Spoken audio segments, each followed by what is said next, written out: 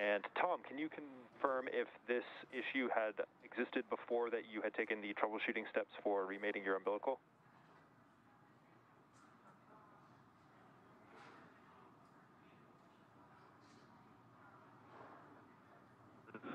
We believe it is associated with the mic on your big loop call. It was an umbilical issue.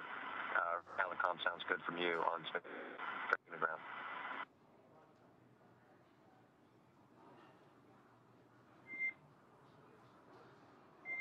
And copy that. Stand by.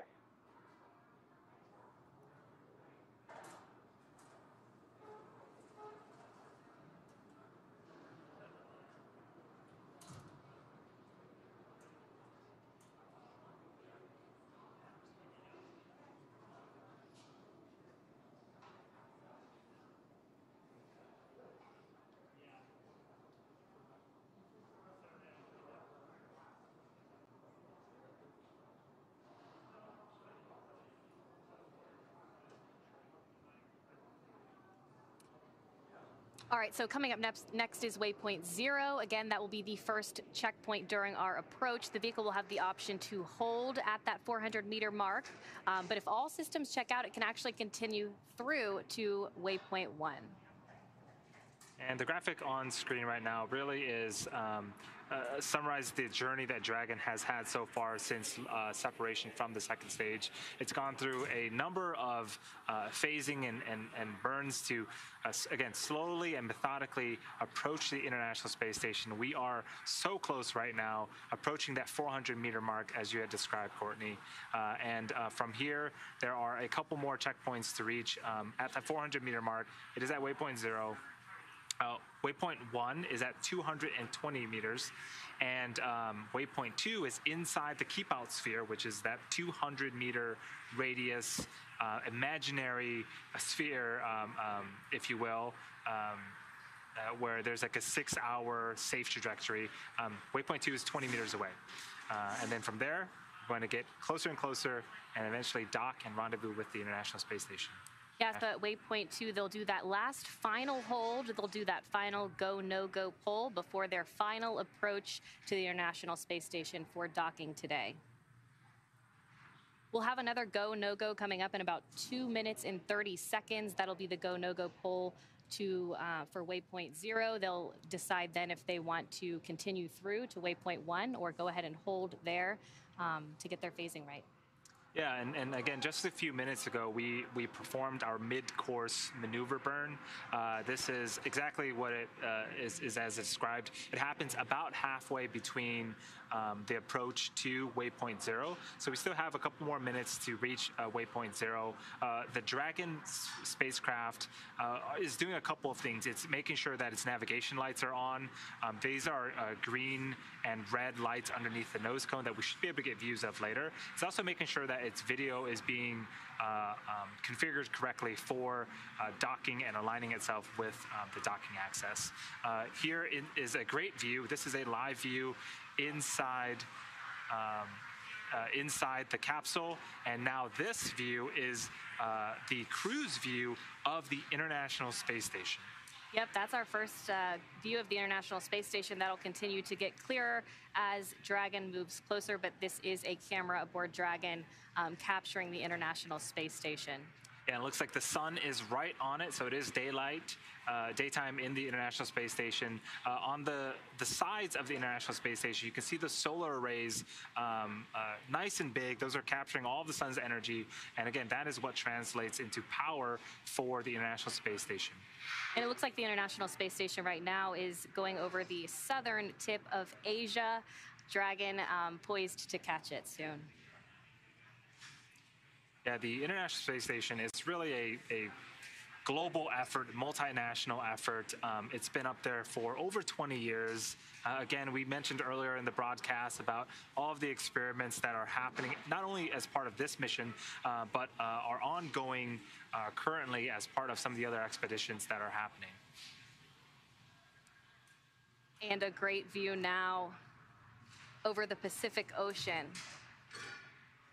Yes, so this view is from the International Space Station, looking down a little to the left of the center of your screen. That white dot, that is Dragon. That is the capsule Endurance. The crew is inside, and again, they are in the middle of their approach to waypoint 0, which is about 400 meters below the International Space Station. If we were to keep this view,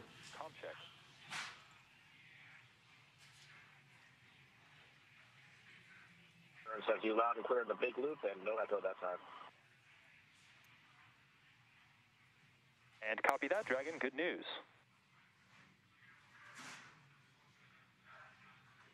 Okay, so some more good comms checks. On the left side of your screen, you can see from a camera aboard the International Space Station, Dragon flying below it between the International Space Station and the Earth. And on the right side of your screen is the International Space Station from a camera on Dragon.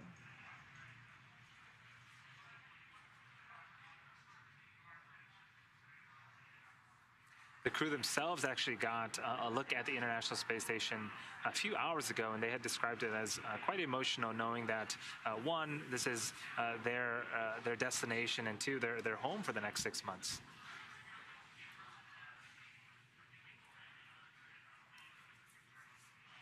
Looks like Dragon is just under 9 minutes from arriving at waypoint 0. And we just saw, I believe, on the left-hand side of that previous view, that was Commander Rajachari, and to his right was pilot Thomas Marshburn. They were going through the display panels in Dragon. Those displays have a lot of information. The crew can keep track of which Draco engines are firing, their trajectory, where they're at in space. Ground type polls go for approach 0, and we'll be enabling the maneuver shortly. The expected start time is per your displays. Reminder that Dragon will nominally continue its approach through waypoint 1 towards waypoint 2 without stopping. How copy? Copy is ground polls go for approach 0, and expecting to pass through waypoint 0 for outer space. And good readback. All right, so confirmation that they will just go straight through waypoint 0 onto waypoint 1, 220 meters away. Station at Houston on the big loop. You can expect to start monitoring Dragon in approximately 35 minutes.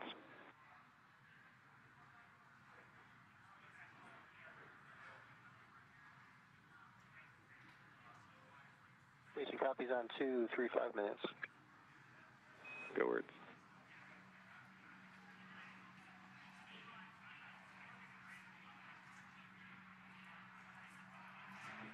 There's those display panels again. Tom Marshburn and Rajachari working on those right now. Of course, Dragon does fly autonomously, so they're just following along with the telemetry and data on those display panels.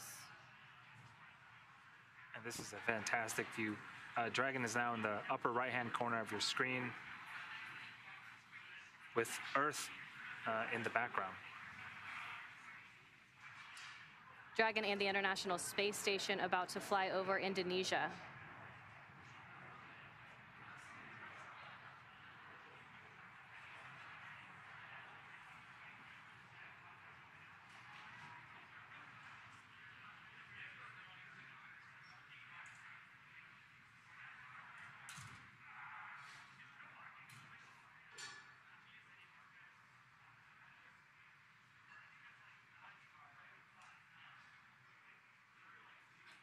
Again, it does look like they are not moving that fast, but trust me, they are. 17,500 miles an hour. That is 20 times the speed of sound. That is the speed that both Dragon and the International Space Station are moving at. And this approach, this dance-like approach that is underway, that happens at those speeds. The International Space Station sees 16 sunrises and sunsets a day, so we may see Dragon go from an orbital nighttime to an orbital daytime during its approach to the International Space Station.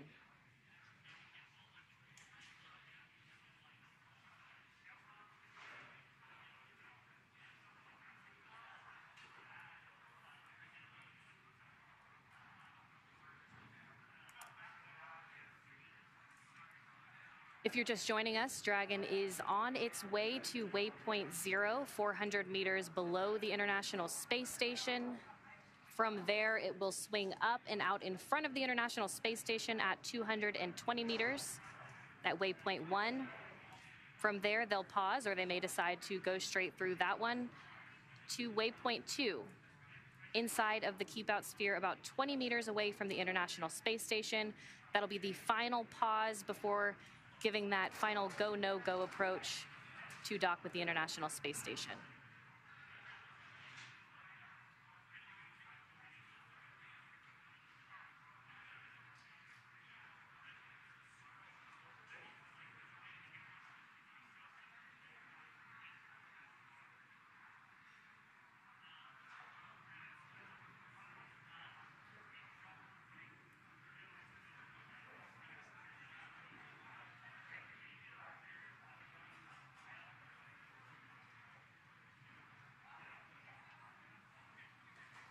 We've also been hearing some comms checks from the crew aboard Dragon with the ground teams here. Those will continue through the flight until they dock with the International Space Station.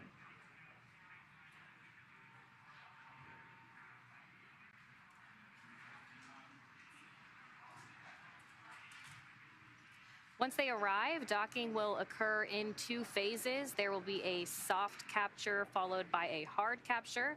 That hard capture means that the 12 hooks have driven to mate Endurance to the International Space Station. That'll happen in 2 phases. 6 hooks will drive and another 6 will drive to form that hard mate. We are expecting docking at 3:32 p.m. Pacific time, so just about 45 minutes away from now.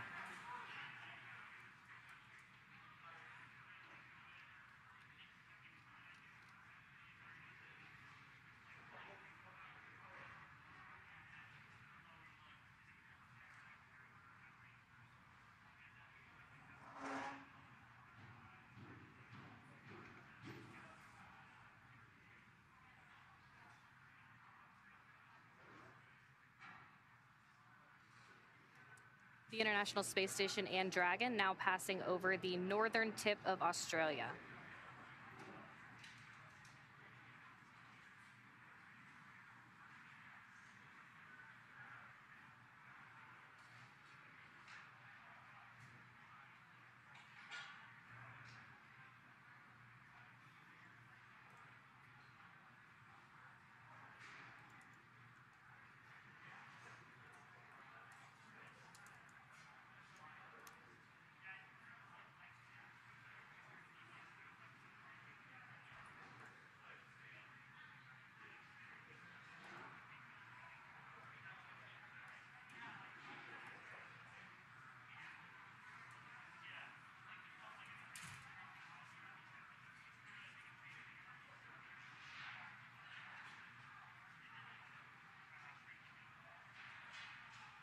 Dragon Endurance continuing to make its approach to the International Space Station.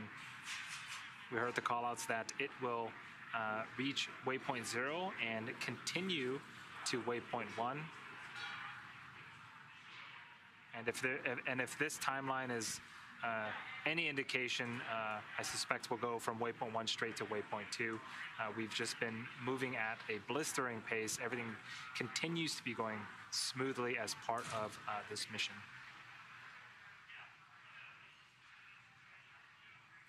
So on screen right now, we have some blinking lights. Those are navigation lights. There are 2 of them. There are a red and green one, and those help Dragon and the International Space Station with docking. And Cronus, a position inside of the International Space Station Flight Control Room in Mission Control Houston, maneuvers these cameras to get these views that we see now of Dragon, these high-definition views from a camera aboard the International Space Station. Dragon now flying over Australia, which you see behind it.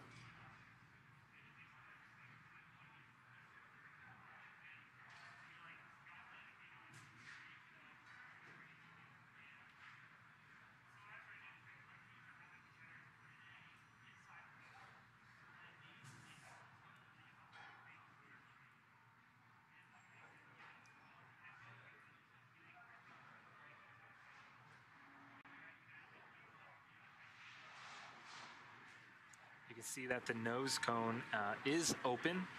This opened about 15 minutes after liftoff yesterday, and it actually remains open throughout Dragon's stay at the International Space Station. And we won't close this until we are going to be returning this vehicle to Earth. It exposes a couple of different hardware underneath the nose cone that is necessary for Dragon to dock. Again, Courtney had mentioned, but these include the soft capture ring. This is what will make initial contact with the International Space Station, sort of reel it in place and get the Dragon capsule and the International Space Station closer together for those 12 hard capture hooks to drive into place and form that nice tight connection. It also has the umbilicals. There are 2 of them that are used to power Dragon. The International Space Station, it draws energy from the International Space Station. And then underneath these as well are 4 forward bulkhead thrusters. There are Draco engines that are used as part of Dragon's maneuvering throughout its journey.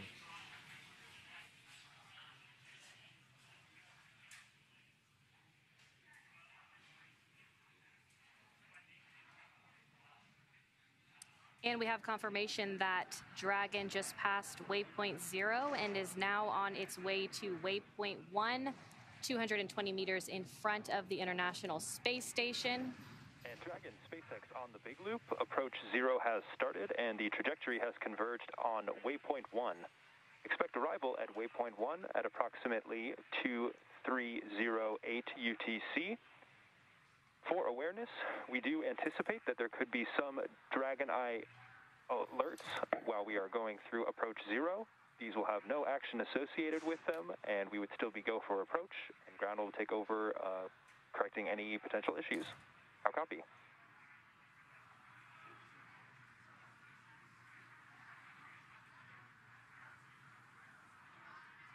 And on the Big Loop, Endurance copies good burn and convergence on the way to approach 1 in about 20 minutes. And we just saw the alert you're talking about.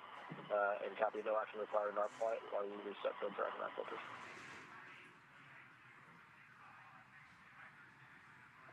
And that is a good readback, Dragon. Ground is taking over the action right now to handle the onboard alerts. We are expecting to get back into approach 0 quickly.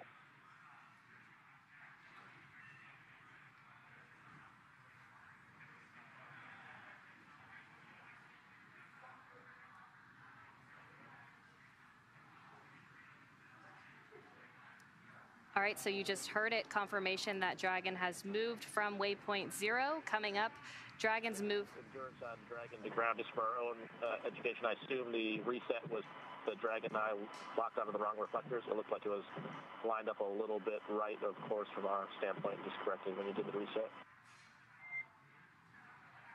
And affirmative, Raja. That is a good summary.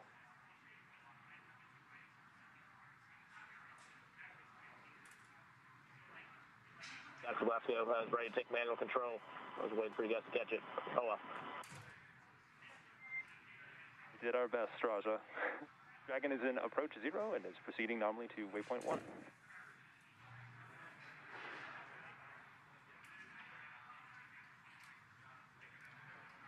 All right, so everything's still proceeding nominally. Coming up, Dragon's move from waypoint 0 to waypoint 1 will swing it up and out in front of the station, pausing at a distance of approximately 220 meters. At this point, it will be on what we call the docking axis, which essentially means it is directly in front of the docking port. Dragon SpaceX on Dragon to ground.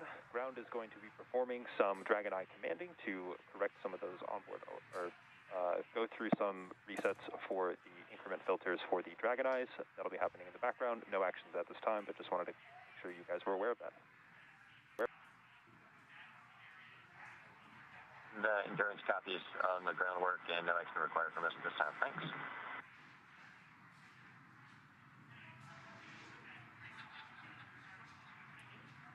So the Dragon Eye system mentioned is an optical navigation system, and that measures the vehicle's relative position for precision, approach, and docking.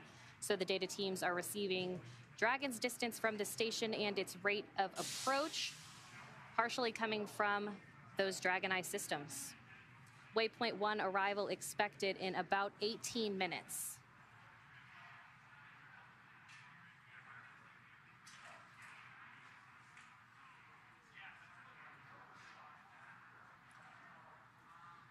And the right-hand side of your screen, we can see the commander, Rajachari, and Thomas Marshburn. Seems like they were providing a summary of some of the alerts that they were seeing as part of the Dragon Eye system. It doesn't look like any action is needed from the crew, and the support staff here in Hawthorne will take care of those.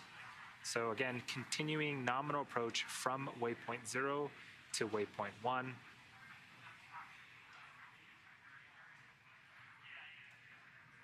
And the International Space Station on the right side of your screen coming into a more clear view at this point. Now back inside of Dragon. The crew working on those displays, monitoring Dragon's approach.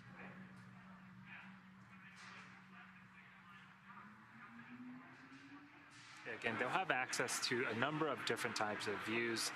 They'll definitely be able to see their approach to the International Space Station, how far Dragon is away, and it looks like we're monitoring telemetry right now in that middle screen as well.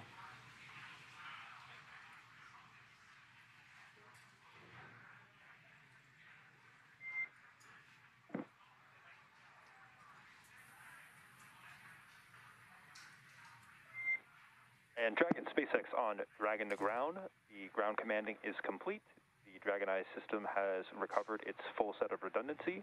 Ground is going to be clearing those alerts from your board imminently.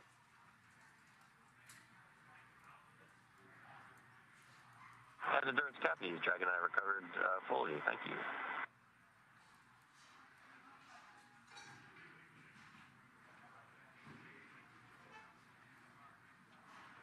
Great news. So it looks like those alerts that they were seeing earlier should be cleared. The Corps had mentioned redundancy. A lot of the critical systems as part of not just the Dragon spacecraft, but the Falcon 9 spacecraft as well, will have built-in redundancies in them, meaning that they'll have multiple fault tolerance. If a piece of the system were to go awry, it could still function and complete the mission successfully and safely.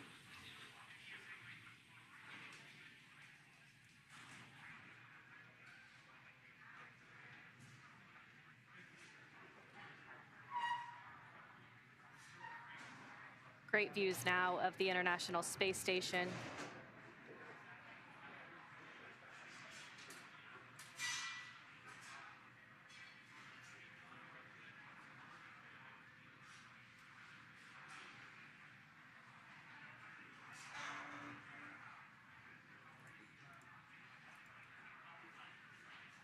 If you're just joining us, Dragon has gone through waypoint 0 and is now on its way to waypoint 1, 220 meters in front of the International Space Station.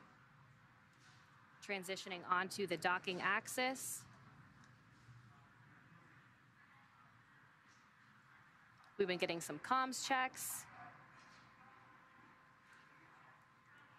Yeah, we've been getting great communication from the Corps and the crew. Seems like there were some minor communication issues earlier. Looks like those have been resolved. We just resolved some Dragon Eye issues in terms of redundancy. Again, Courtney, you mentioned the Dragon Eye is a system that helps the Dragon navigate.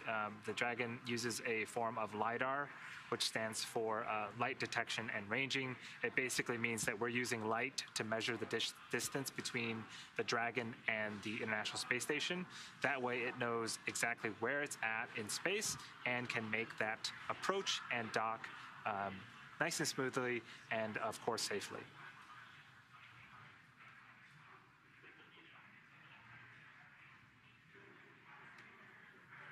We are just about 12, 13 minutes away from reaching waypoint 1. Again, that is 220 meters away from the International Space Station. It also puts Dragon in line with the docking access of the forward Node 2 port. And also it puts it about 20 meters away from the keep-out sphere. The keep-out sphere is an imaginary 200 meter radius sphere and in order to get inside that sphere, we need to make sure that there's a pull that is accepted and allows Dragon to do so. But in case something were to happen, that keep out sphere, that distance, allows for about 4 orbits or 6 hours worth of time before Dragon would enter that sphere and the International Space Station.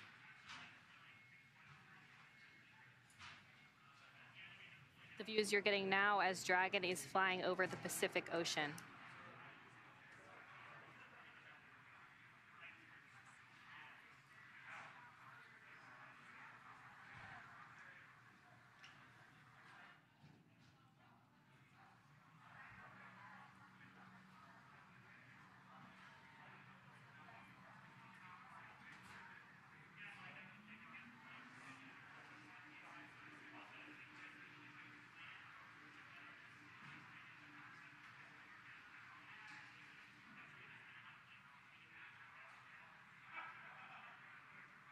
Another view inside of Dragon. On those left and right displays, you can see the International Space Station. Rajachari and Tom Marshburn monitoring telemetry and data on their approach.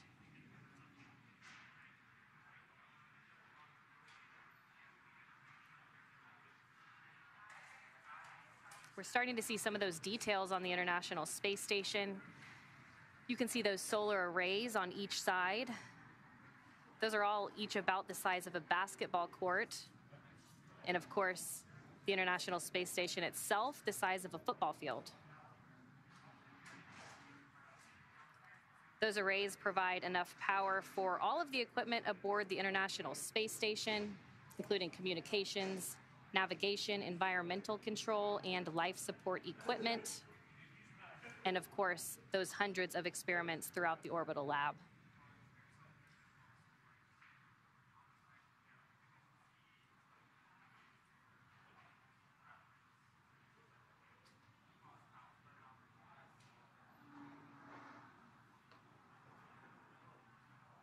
We're coming up on the 10-minute mark to waypoint 1. Again, waypoint 1 is 220 meters in front of the International Space Station, the second to last stop before docking today. And this is a great view, sort of overlooking all of the different modules as part of the International Space Station.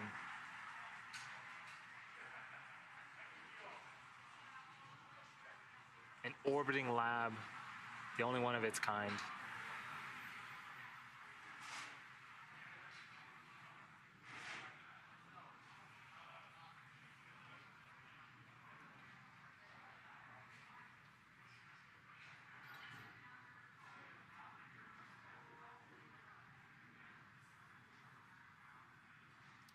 We're getting a view now from a camera on the port truss segment of the station.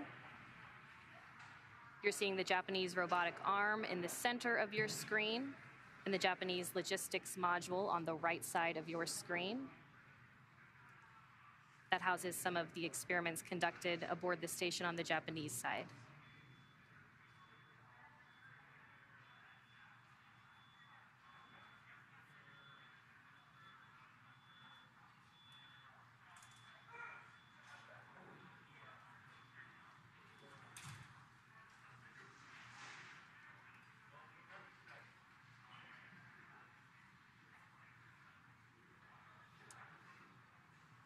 I believe that is Dragon, pretty much dead center of your screen.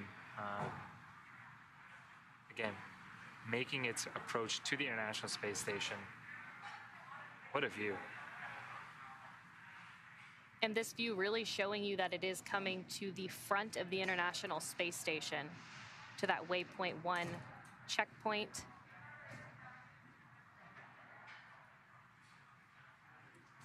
Dragon and the International Space Station still over the Pacific Ocean.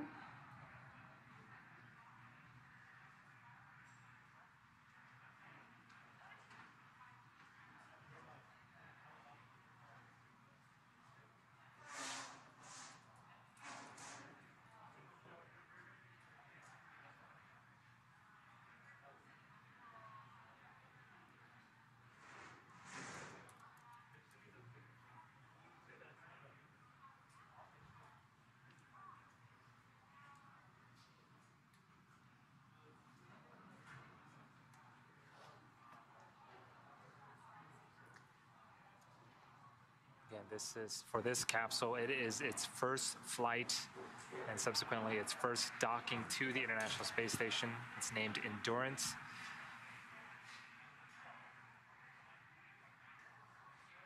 We're about 7 minutes away from reaching waypoint 1.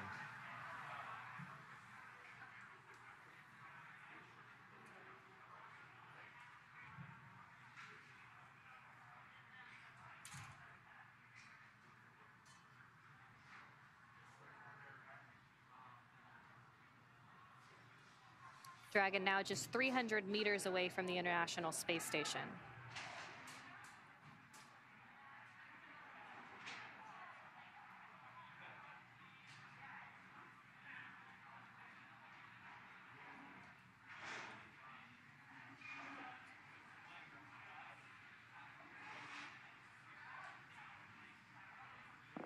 And Dragon SpaceX on the big loop. Expect reconfiguration of the C2V2 return link shortly.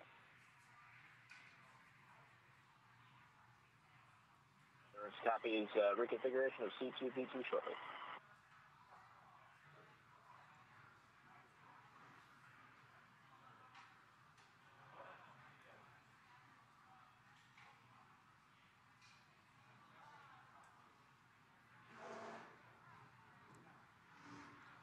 So a couple of things are going to happen as we reach waypoint 1.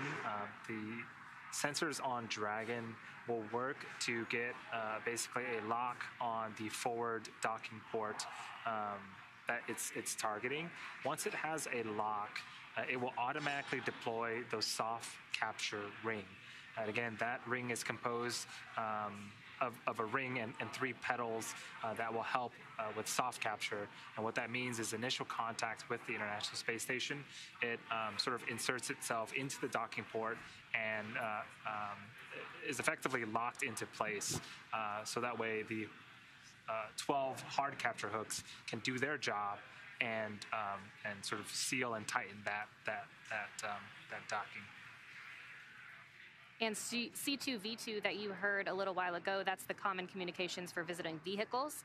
There is a link between the International Space Station and Cargo Dragon, or Crew Dragon, providing data and telemetry.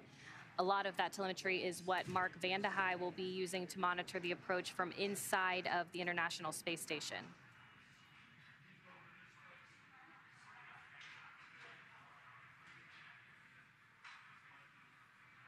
Dragon now just under 280 meters from the International Space Station. Coming up on waypoint 1 at 220 meters right in front of the station. That milestone will put it right in line with the docking axis.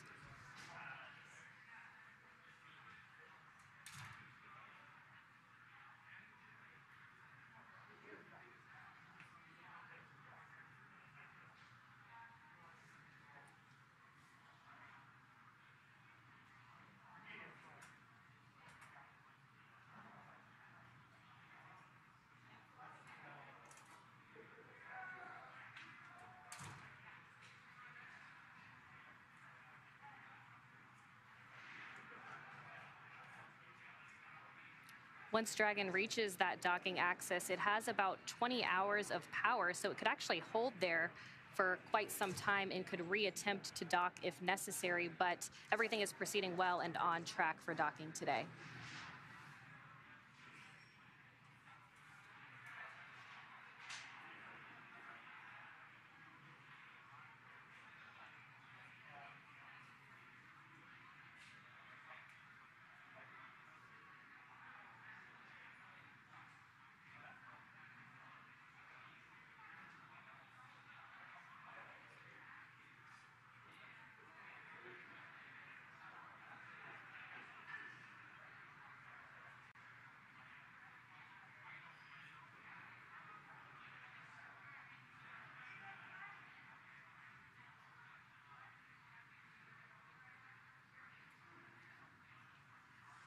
Again, this is a live view of Dragon. The darkness of space and the position of Dragon right now, it almost makes it look like it's a loading screen. This is live. The Dragon is approaching the International Space Station. You can see that its navigation lights are blinking. and it's making its way to waypoint 1. Again, just under 2 minutes to reach that milestone.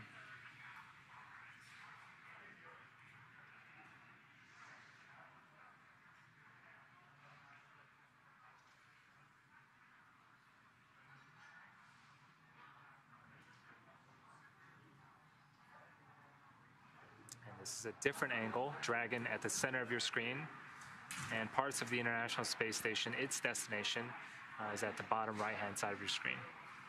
Yeah, that's right. This is a view from the camera on the port truss segment of the station. You can see that Japanese robotic arm. Dragon SpaceX on the big loop. Approach 1 and soft capture ring extension will begin shortly. Dragon will continue its approach to waypoint 2. The big loop endurance copies will continue to waypoint 2 and expecting soft capture ring extension once we transition to approach.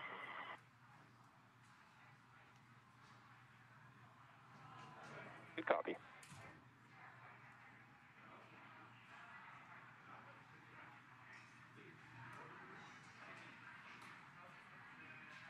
All right, so we just heard that they will proceed past waypoint 1 onto waypoint 2. Waypoint 1 being 220 meters in front of the station, again in line with the docking axis. When it starts to move in, it'll pass the keep out sphere, which is that imaginary line that extends 180 meters directly in front of the station.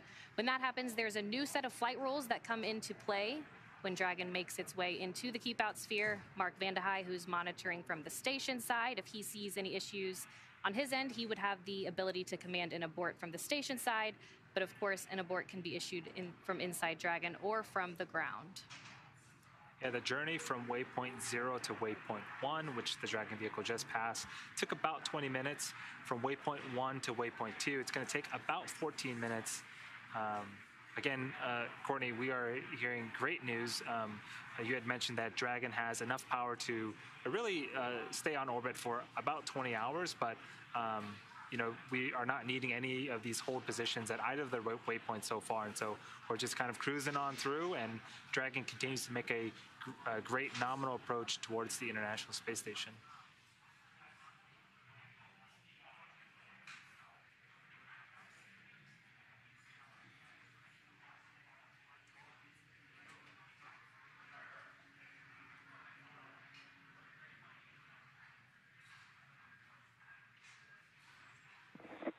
C2V2 link reconfiguration complete.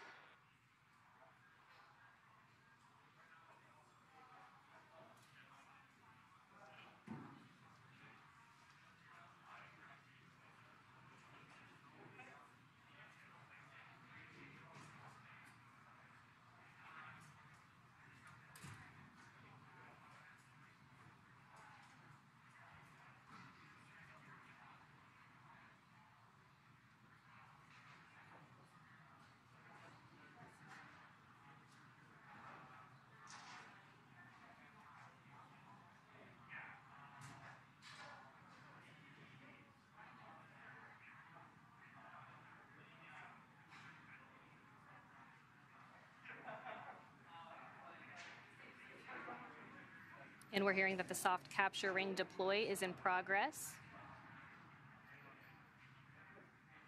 A view now of Mission Control Hawthorne. And as we continue to make our approach from waypoint 1 to waypoint 2 and make our final approach, a couple of things also need to happen. The visors on all the spacesuits will come down, and then really the Dragon vehicle will sort of take over from there. It's been doing most of the bulk work in terms of navigation, but there's a period known as CHOP, crew hands-off point, where if we needed to back off or attempt redocking at some other phase or abort, the vehicle has to make that decision and make that call. We'll be getting our views back of Dragon and the International Space Station, but we're in a short handover period right now between satellites. So until then, we'll still get views of our control rooms here in Hawthorne as well as in Houston. Yeah, we are expecting docking to happen at 3:32 p.m. Pacific time, so just about 20 minutes from now. It's been about a 21-hour journey. The crew's been in space for a little over 21 hours since their liftoff yesterday. So I'm sure they are very excited to be just 20 minutes away from docking. There are a couple of procedures that need to happen after docking to get the hatch open and for the crews at the International Space Station and the crew inside Dragon right now to say hi and meet each other. But so far things have gone really smoothly, and even at the beginning of this broadcast, we knew that we were going to be slightly ahead of the anticipated timeline. While they did go through waypoint 1, they will stop at waypoint 2, 20 meters away from the International Space Station, before they could get that final go, no-go to go in for their final approach and docking to the International Space Station.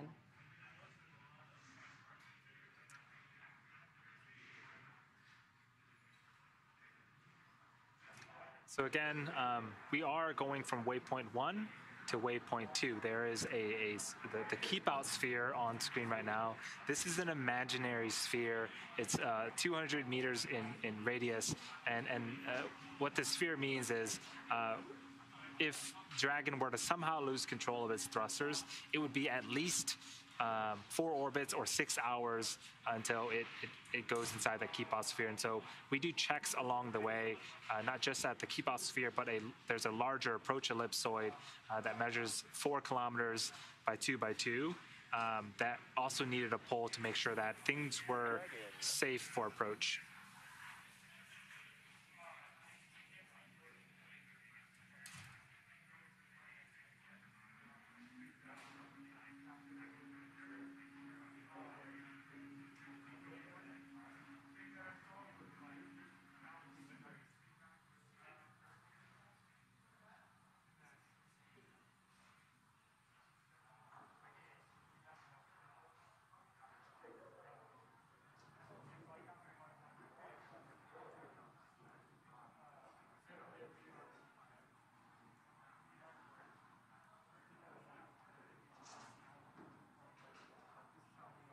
SpaceX Endurance on the Dragon to ground. We believe you called. And to disregard, Tom, jump the gun a little bit on the soft capture ring extension.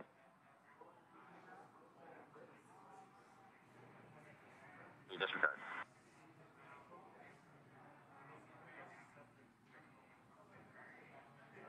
So again, the soft capture ring extension is underway. We are expecting to hear the call out that it is basically fully deployed.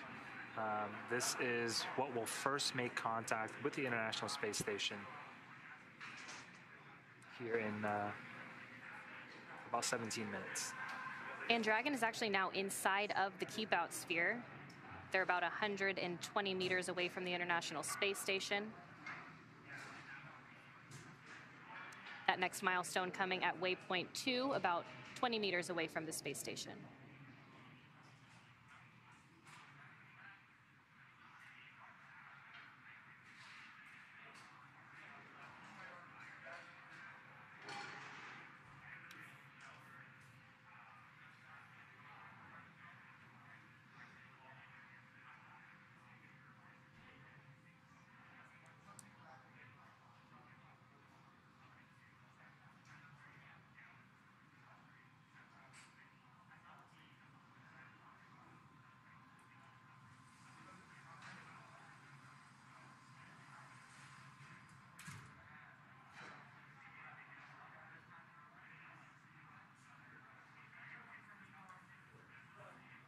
Dragon is going to soon be crossing that 100-meter threshold from the International Space Station. We started off with just a blurry dot of Dragon a few hours ago, and now we're getting some really... On the big loop, soft capture ring extension complete.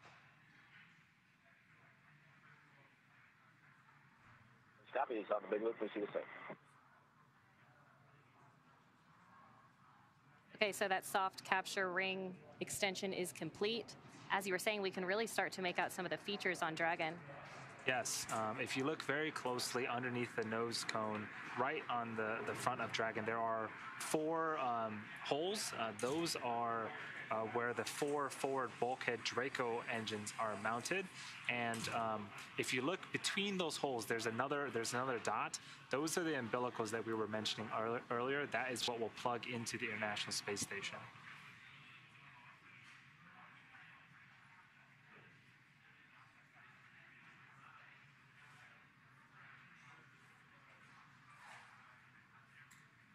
At this point, Dragon is pretty much locked onto the docking target of the International Space Station with LiDAR and some of its other sensors.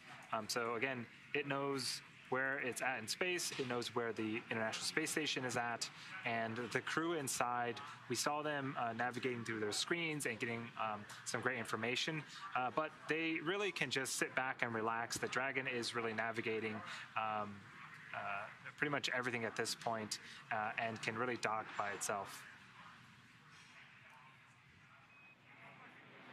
Station, it's Houston on the big loop. You can monitor approach per step 1 of 1.104 Crew Dragon approach and retreat monitoring. Let us know when your review is complete and you're ready for docking. Review is complete, ready for docking. Copy all, thanks.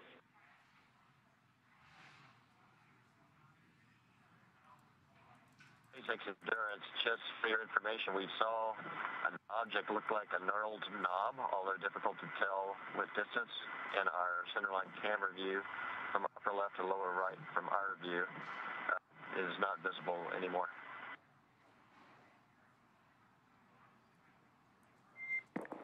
And copy that, Tom. You saw a gnarled knob in your centerline view going from the upper left to the lower right. Is that a good readback?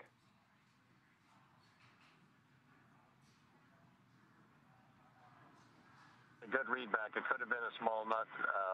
It's hard to tell the distance from the camera. Just want to let you know we saw that pass by.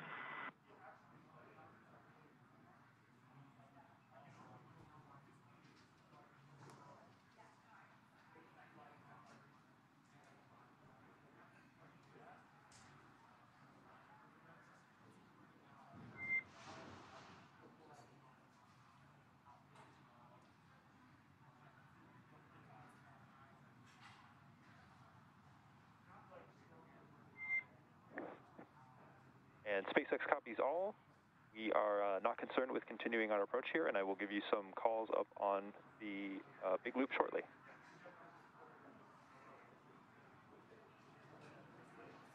Endurance copies. SpaceX Endurance on the big loop. Crew visors are down, and looks like a good alignment. You've got our stamp of approval to continue.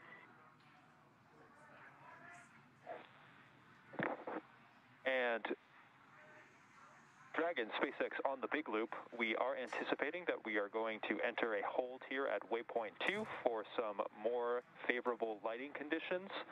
Right now we're expecting approximately 10 to 12 minutes for that hold, and we'll keep you posted as we watch those lighting conditions improve for this final sunset before docking.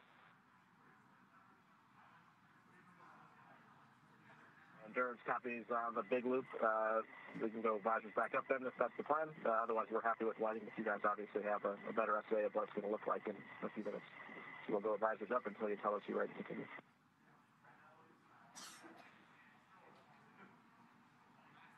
And we concur with that. You do not need to have your visors down until we have entered the approach to prep when we are leaving waypoint 2.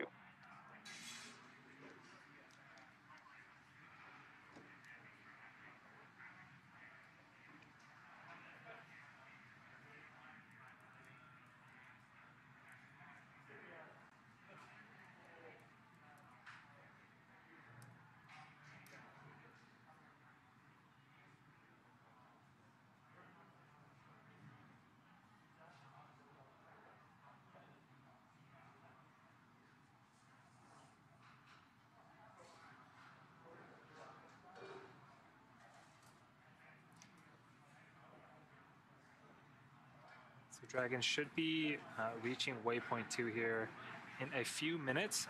That means it's at 20 meters away from the International Space Station. We did hear from the Corps that they are going to pause here for 10 to 12 minutes for more favorable lighting conditions. So this is necessary for docking. So with the orbital sunrises and sunsets if we wait a few minutes, we're going to have better lighting for the sensors and cameras on Dragon. So the crews have opted to put their visors up for the time being and wait for that final approach call before they have to close their visors once again.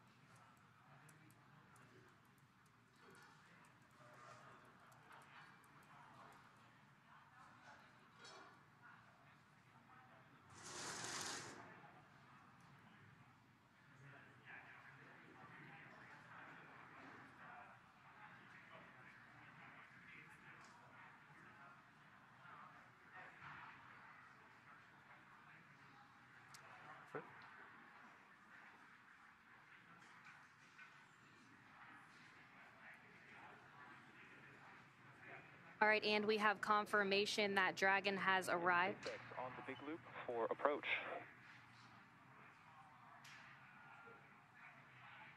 For endurance on the big loop. And standby 1, Dragon.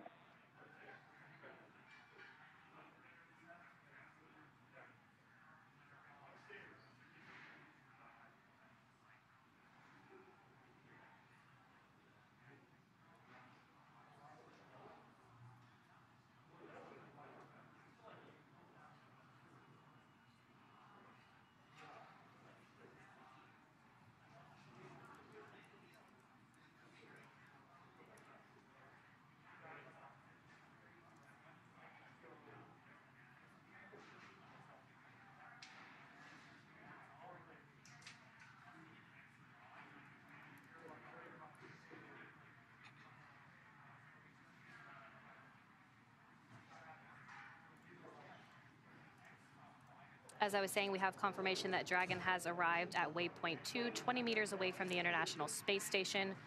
They'll hold here and conduct a final go, no-go poll before final approach.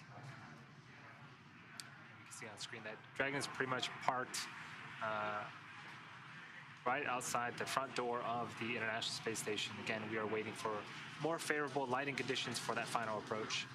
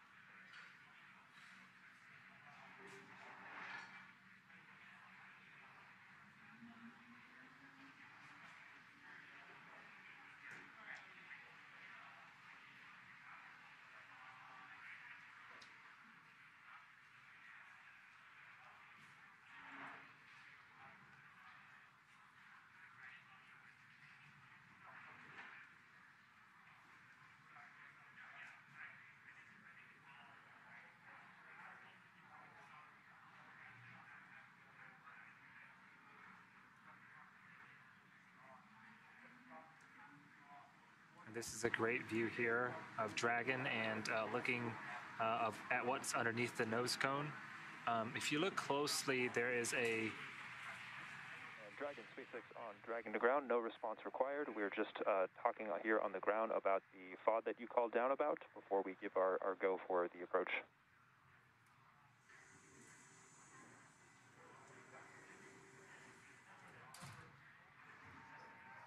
Okay, again, that was the Corps checking in on the FOD, or foreign object debris, that the crew had called out during their approach. They had noticed a knurled knob. So again, just make sure everything is clear before final approach.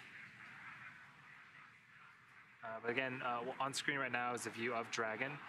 There is a gray ring with 3 petals on it. That is the soft capture ring that has been deployed. this will make initial contact with the International Space Station, attach itself to the International Space Station, and Dragon SpaceX on the big loop. Ground has pulled go to resume the approach. Please confirm that your readiness for the final approach and that your visors are down. If so, ground will be commanding resume shortly. As a reminder, once Dragon is inside the crew hands-off point, retreat and breakout are not permitted. And one final item of note is that we do anticipate that we may have some less than favorable lighting conditions until approximately 3 meters away from the docking adapter. How copy? Endurance copies all. We've got the crew visors down. We're expecting lighting conditions may not be perfect in zone off 3 meters, but honestly, we're happy with what we can see currently, and we'll avoid actions inside the shop. And SpaceX copies. We will be commanding resume imminently.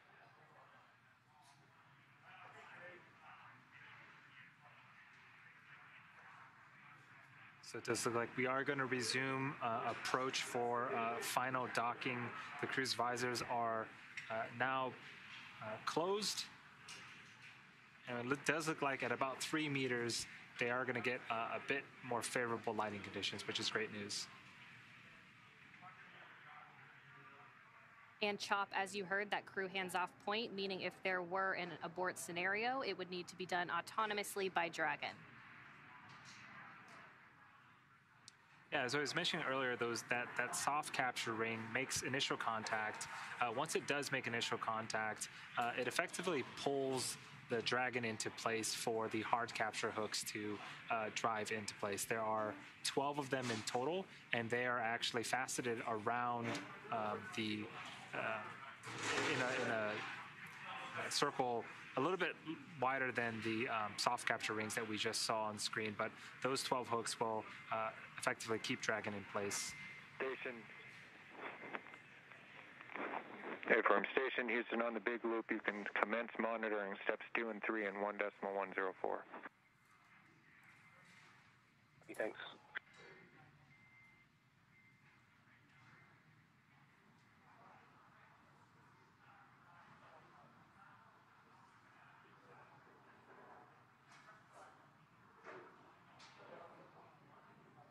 So it does look like we're in an orbital nighttime now. You can see the firing of the Draco engines. This is, again, there are 16 of them on the Dragon, and they will continue to fire for any type of micro adjustments that are necessary. There are green and red navigation lights on the outside of Dragon as well. Then also that centerline camera in the middle. Again, all of these sensors help for Dragon to autonomously dock with the International Space Station. Dragon now just under 14 meters from the International Space Station. Making that slow and methodical approach to the International Docking Adapter.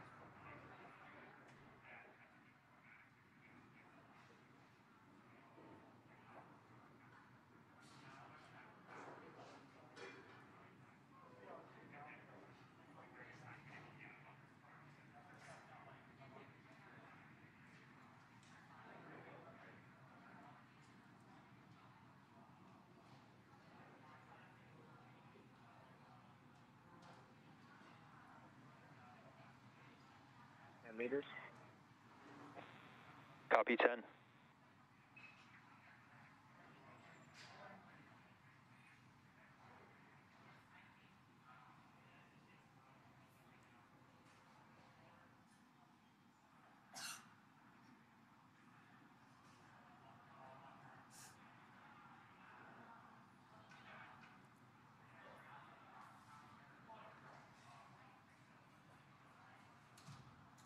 Now just under 8 meters from the International Space Station.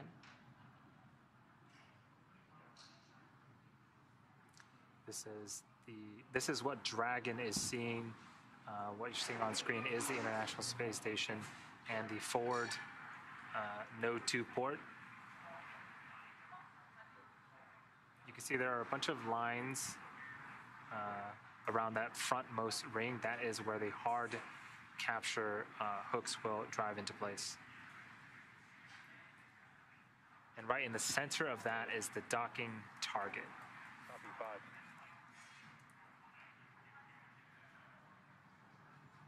The docking target is what Dragon is using to, again, help navigate it towards the International Space Station. We just heard the call out that we're 5 meters away.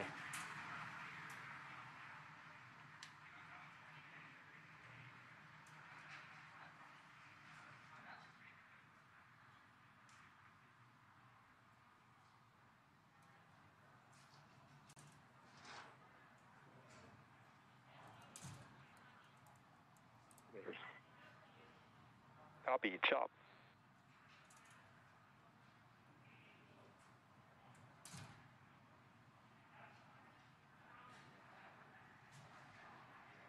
Later.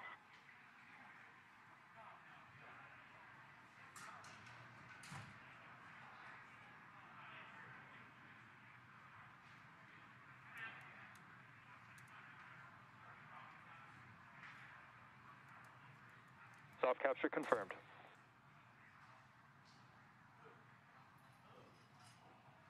On the big loop, we see the same. Soft capture 10 to 18 targets.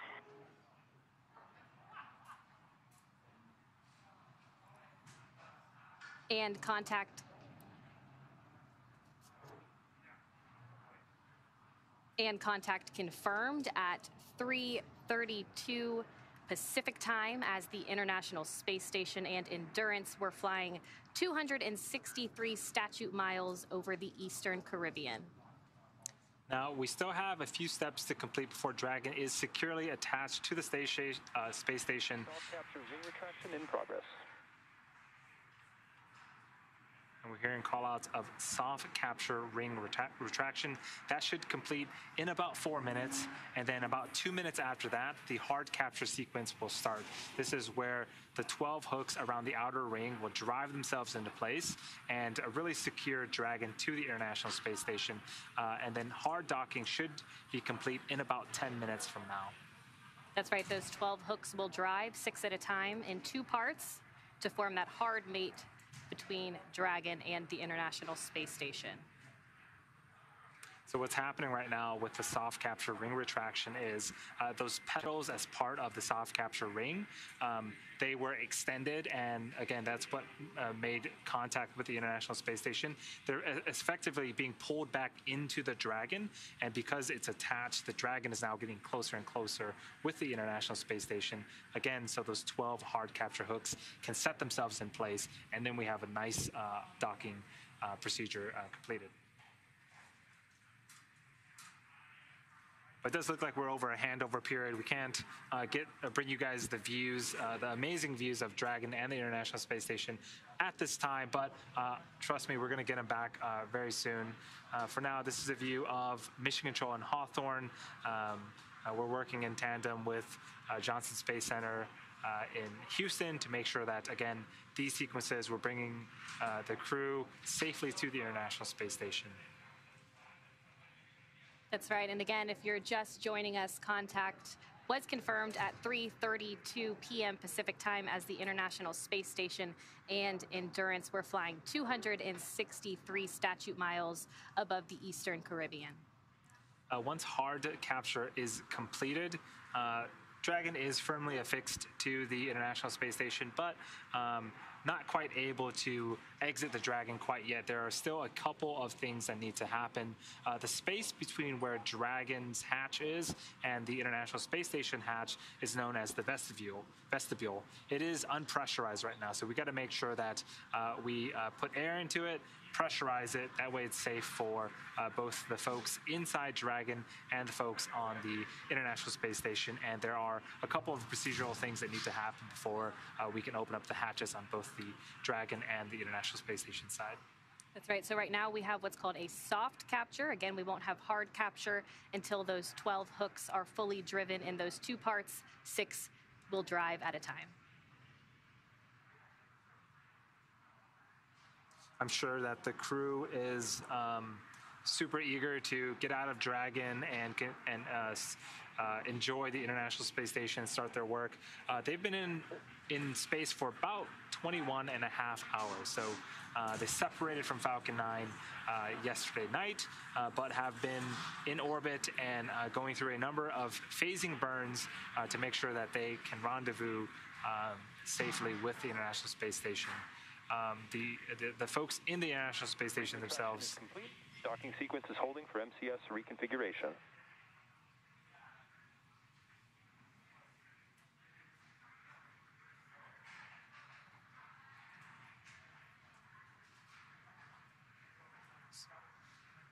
So the International Space Station crew has also been helping on their end as well, monitoring Dragon's approach and making sure they are doing any type of prep work necessary, again, to get that APAS hatch open and welcome the new members to the International Space Station. So now that the ring retraction is complete, they will begin driving those hooks. Again, those are 12 hooks that will drive in 2 parts, 6 at a time, to form that hard mate between Dragon and the International Space Station. Yeah, Dragons will also be powered by umbilicals via the International Space Station. So as part of that hard capture sequence, we'll also be plugging in umbilicals to the Dragon to make sure it has power again from the International Space Station. Station 9 Endurance, Houston on the big loop. MCS is configured, and we're proceeding with hook driving. Issue copies. Okay, so proceeding with hook driving now. Again, 12 hooks, 6 will drive, and then the second 6 will drive, and we will officially have a hard mate between Endurance and the International Space Station. Yeah, this procedure takes about 4 minutes, and so it's underway right now. We just heard the call, which is super exciting. And then from there, we'll have to move on to pressurization of the vestibule and then opening of the hatches, and then we'll get a welcome ceremony. And so I'm sure there'll be lots of smiles and hugs as the crew enters the International Space Station, and 3 of them for the first time. So we have 3 folks that, again, have flown for the first time today, and this is their first time in space. And of course, they still have those suits on right now, but they'll be able to take those off before they float through the hatch to say hello to their crew members and get welcomed aboard their home for the next 6 months. Yeah, it's been super smooth. We really have beat the timeline in a sense. The crew woke up a little early, and we didn't really have any holds at almost any of the waypoints, and so we went from the approach initiation burn to waypoint 0, from waypoint 0 straight to waypoint 1, from waypoint 1 straight to waypoint 2. Had a small hold at waypoint 2 to make sure that we had favorable lighting conditions for that soft capture, but all in all, it's been really great and really smooth operations as part of this mission. Again, we're standing by as that hard capture sequence is underway. The first set of those hooks are driving right now. Again, that's 6 of the 12 hooks.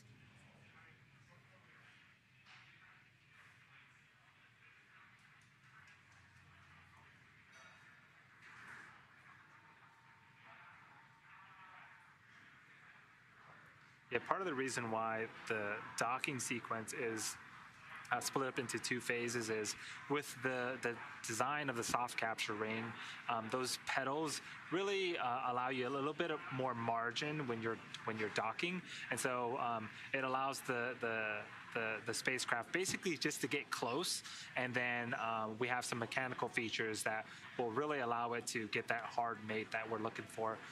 Again, we are expecting that to be complete in just a few minutes here, so we'll be listening on the big loop with everyone else here on that exciting news.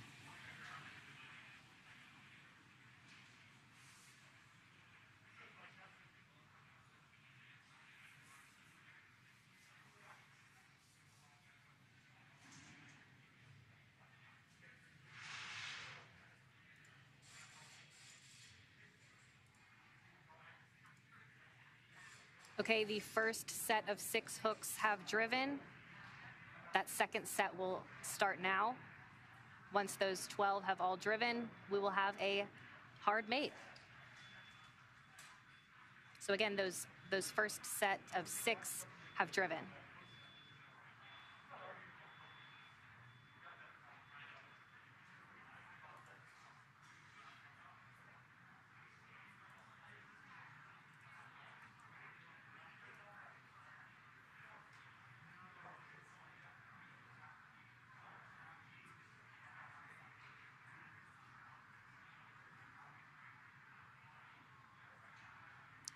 And this is a great view. This is a live view inside the Dragon that is has been soft captured and about halfway through its hard capture sequences.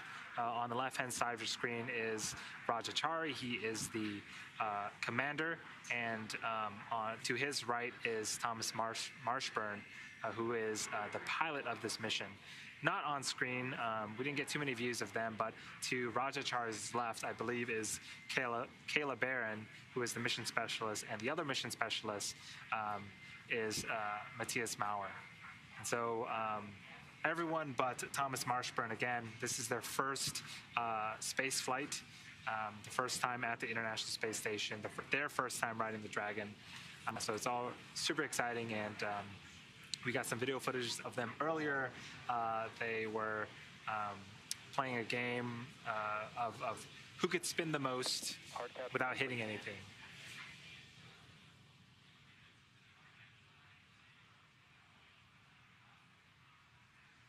Endurance on the Big Loop copy is hard capture complete. Crew visors are up, and we see soft capture stow and fires.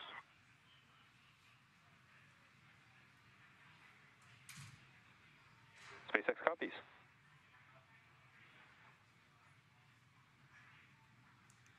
All right, and we have confirmation that that hard capture is complete. Crew Dragon Endurance officially mated to the International Space Station. So now that Dragon has completed the docking sequence, the spacecraft must undergo a handful of checks before we are able to open the hatch. The crew on board Dragon will now get a chance to get out of their suits before moving on to hatch operations. Yeah, that's right, and things will be picking up inside the station too as NASA's Mark Vande Hei gets the hatch on the station side ready to be opened and starts pressurizing that area known as the vestibule between the Dragon and station hatches. So for now, let's go to Sandra Jones for a refresher on what's ahead now that Dragon is officially docked.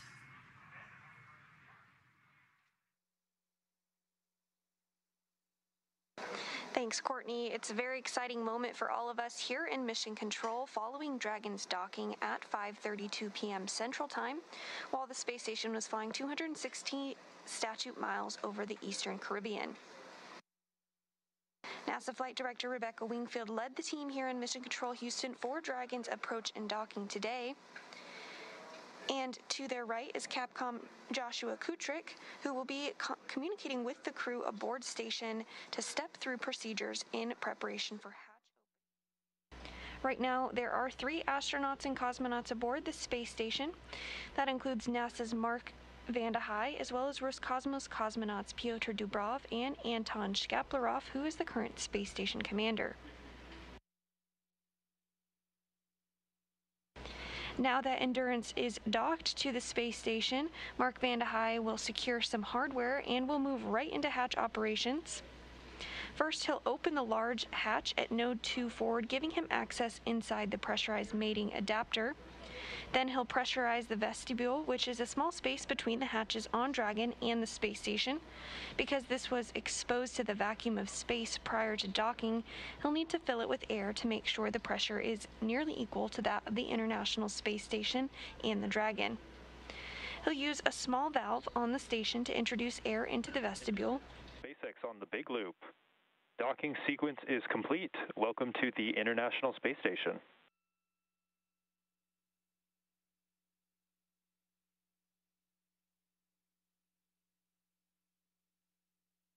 Endurance copies and docking complete, and happy to be here at the ISS.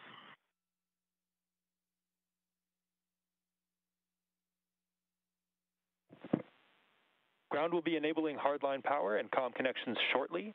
You have a go to doff your suits per procedure 4.012. We will take the cameras external shortly. Okay, we've got to go to start suit docking for 4.012, and you're taking the cameras external. Good readback.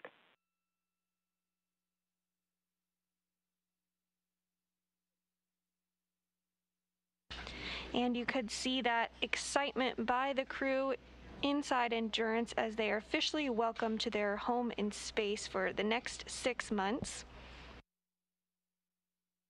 Shortly, they will doff or take off their spacesuits in preparation for hatch open.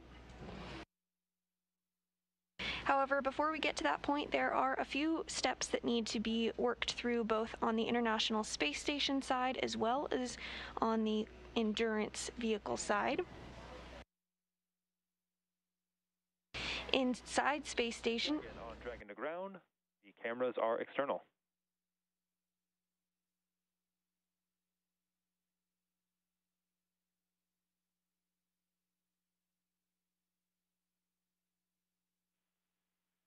And Dragon, SpaceX on the big loop, the cameras are external.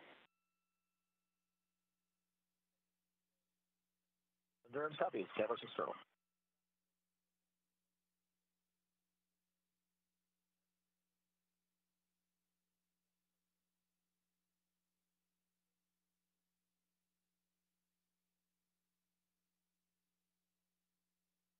And SpaceX Dragon to ground on the cabin mic. How do you hear?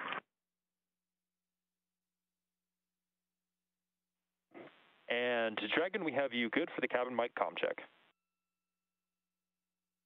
And do you want to leave the cabin audio set to listen to both SpaceX and Big Loop?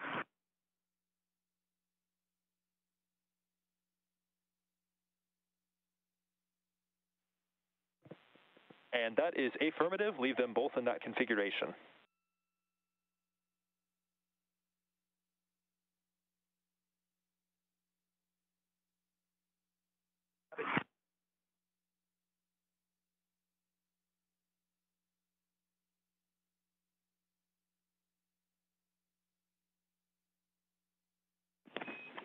And station, it's Houston on the big loop for Mark. We're ready. You're go for the ingress procedure part 1. That's going to be your steps 1 and 2 and 2.102 Dragon arrival.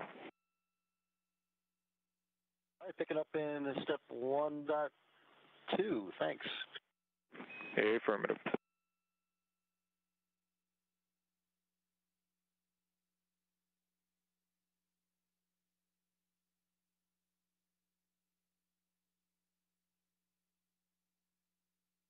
and those words between NASA astronaut Mark Vande Hei on board the International Space Station and Capcom Josh Kutrick.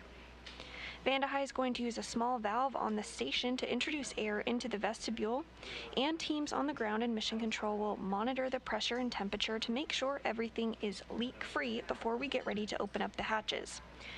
We expect it to take about 2 hours to get everything pressurized and check out before we open up the hatches. Vande Hei has also already deployed umbilicals to connect power and data between the spacecraft in anticipation for hatch open.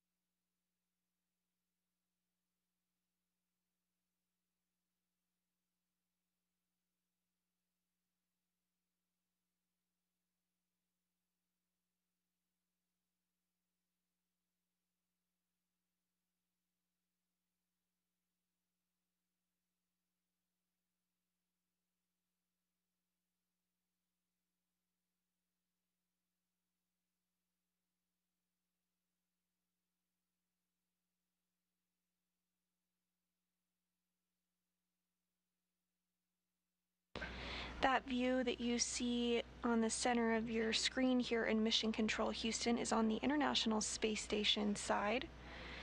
In a short time, we'll see that hatch open up, and we'll see the crew of Crew 3 float through. However, there are some procedures that need to be stepped through before we get to that point.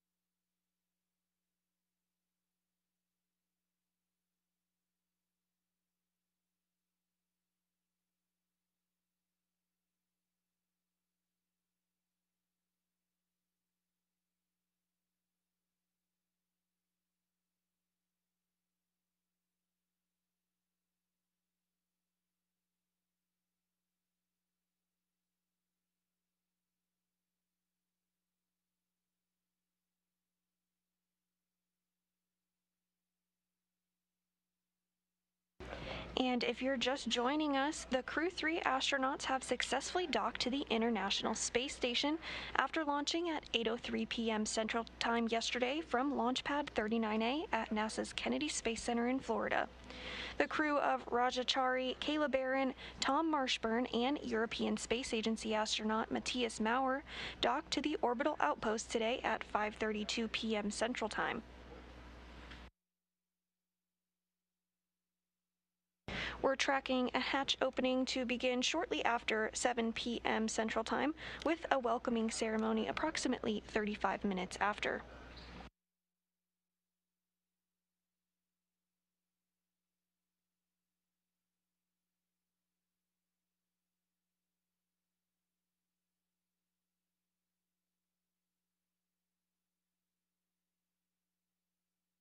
This view now of NASA astronaut Mark Vande Hei as he begins to work through those procedures ahead of hatch opening.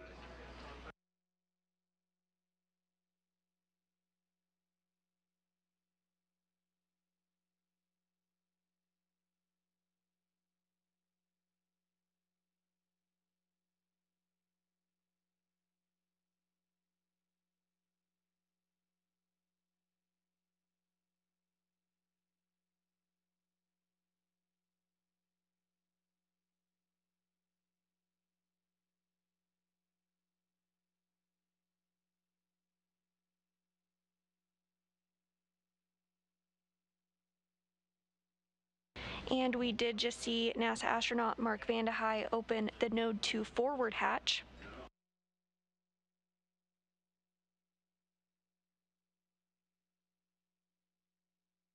Houston Station on 2 and step 1.4, the Node 2 forward hatch is open.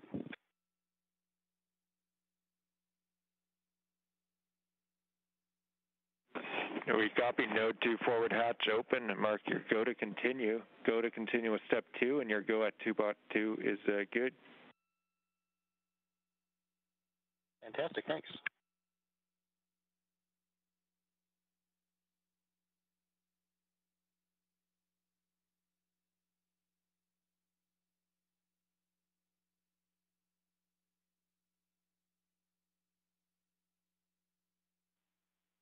And Endurance, SpaceX on the Big Loop. You can monitor the steps on the ISS side in section 4 of 4.400.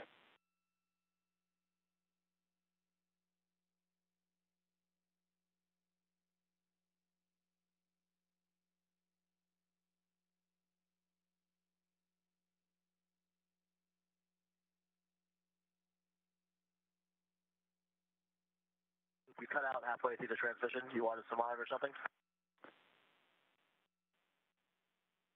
And repeating my call, but if desired, you can monitor some of the vestibule pressurization actions that Mark is performing on the other side of the hatch in section 4 of 4.400.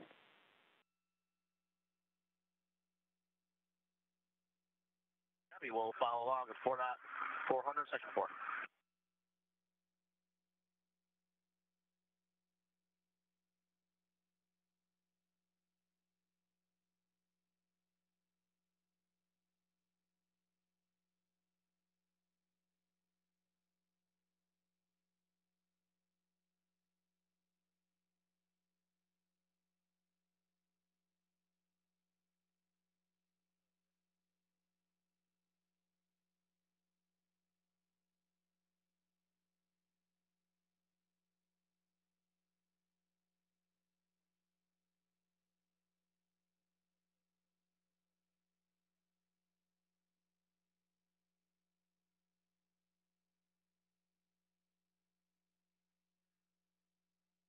And on the right-hand side of your screen is a view of mission control in Hawthorne, where flight controllers will look after the Endurance Dragon and its system. Dragon will be configured for a long-duration stay aboard the space station now that it has successfully docked, eventually being configured for a quiescent mode, and will remain there for 6 months.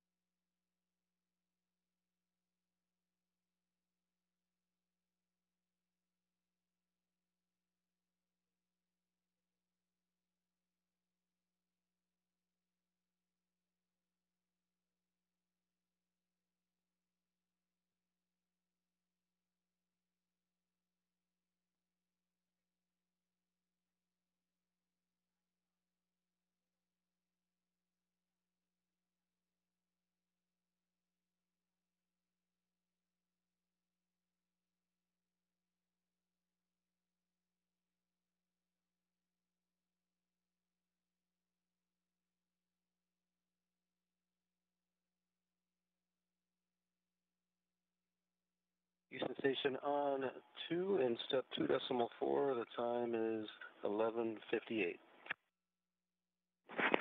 Houston copies 11:58. Thanks. We'll call you when the leak check's complete.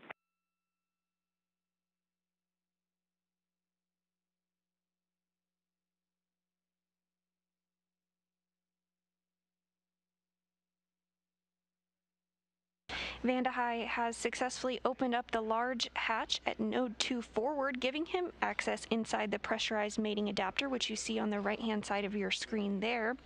He's working to pressurize the vestibule, which is the small space between the hatches on Dragon and the space station. Because this was exposed to the vacuum of space prior to docking, he'll need to fill it with air to make sure the pressure is nearly equal to that of the International Space Station and the Dragon. He's using a small valve on the station to introduce air into the vestibule, and teams on the ground in mission control will monitor the pressure and temperature just to make sure everything is leak-free before we get ready to open up the hatches. We'll likely hear some of those calls from the ground to the space station as vestibule repress continues.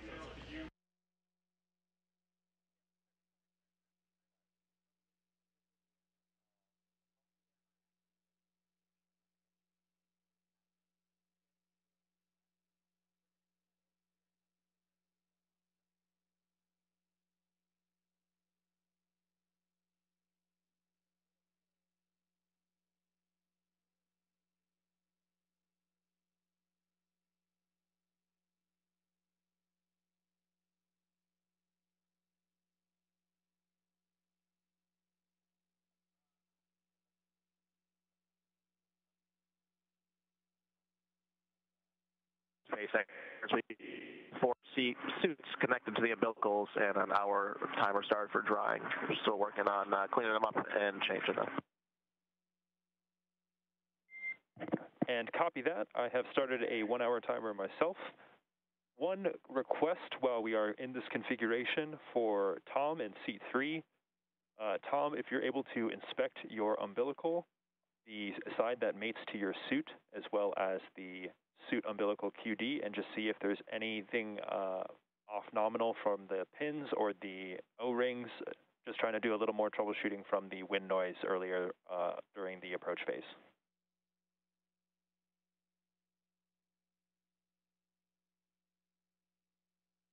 Copy on Dragon to ground. We'll take a look at both sides of the connector. Copy. Thanks, Roger.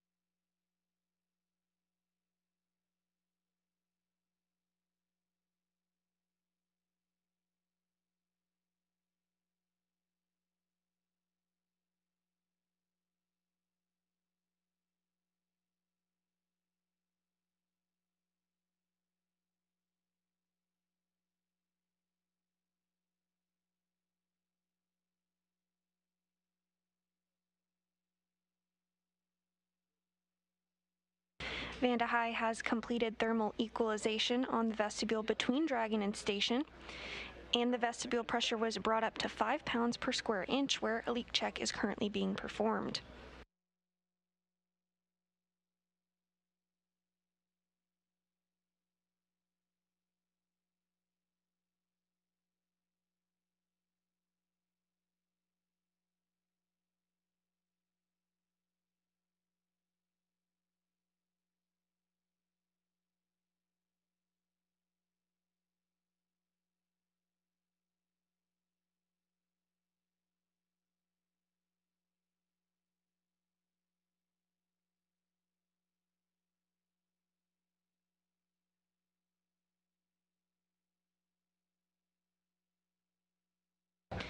We've been pretty lucky with our external camera views so far. This view is from the Japanese exposed facility pointing at the forward end of the International Space Station, where Dragon is currently docked with the Crew 3 astronauts on board.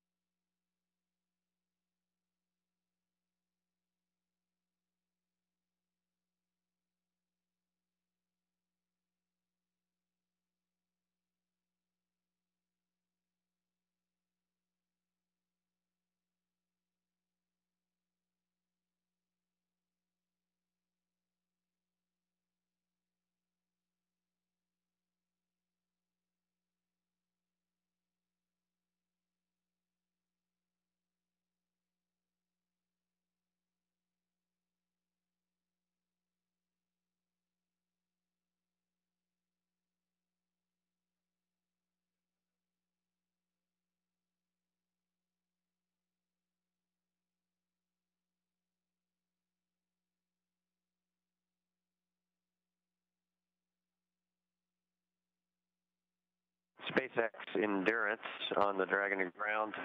We've inspected both the umbilical side and the suit side, and also the other ports as well. Every O-ring is intact. There are no cuts. There's no FOD, and the electrical pins as well. We don't see any damage to those. And so to describe a little bit better what I at the time was that when I leaned forward when we were having the wind problem, I felt the wind sound cut out. So I pressed down on the umbilical mate on my right thigh, and that went away. I did not feel a click or any change, however, but it did go away at that moment. Okay, copy, Tom. So you inspected all the umbilicals, pins, and O-rings and identified nothing off nominal. And from the event itself, when it did occur, when you leaned forward to press your umbilical to your suit QD, that's when the noise went away. And then when you got back, it did not, the noise was confirmed to go away. Is that a good readback?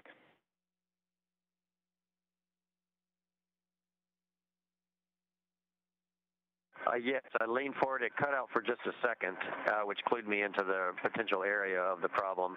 And then when I pressed on it, it went away, and no one else could hear the wind either. Okay, copy, Tom. Thank you for that. That is all the troubleshooting that we have you doing from right now. I will let you know if we have any other thoughts.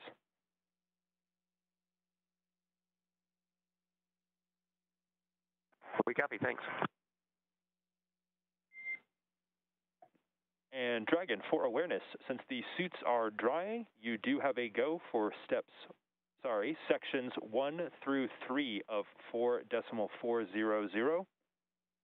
I do have a request that while performing that inventory in section 3, provide as many details about the remaining water bottles and meals in each bag at your discretion, but just want to make sure I have a really good count of that before we have you guys hop out on station.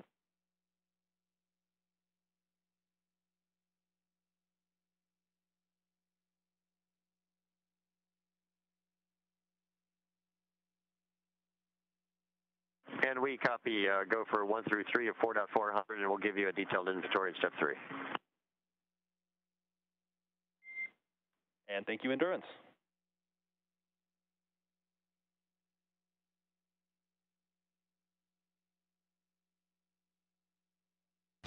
And with that call, we may be getting some views back inside the Crew Dragon Endurance as the crew has removed their spacesuits following docking and has them in a drying configuration as they await to come aboard the space station. Still tracking hatch opening about an hour from now with a welcoming ceremony approximately 35 minutes after hatch opening.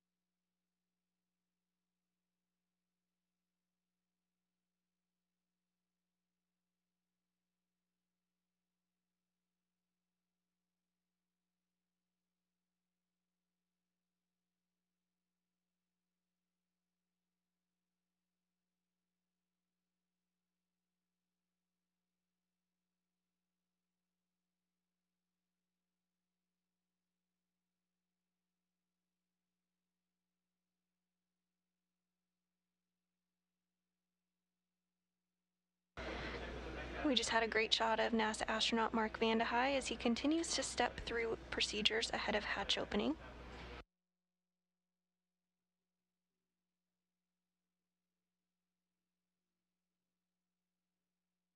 Directly in the center of your screen, below some of those cargo bags, is the hatch that we will eventually see the Crew 3 astronauts float through as they come aboard their home aboard the International Space Station, their home for the next 6 months.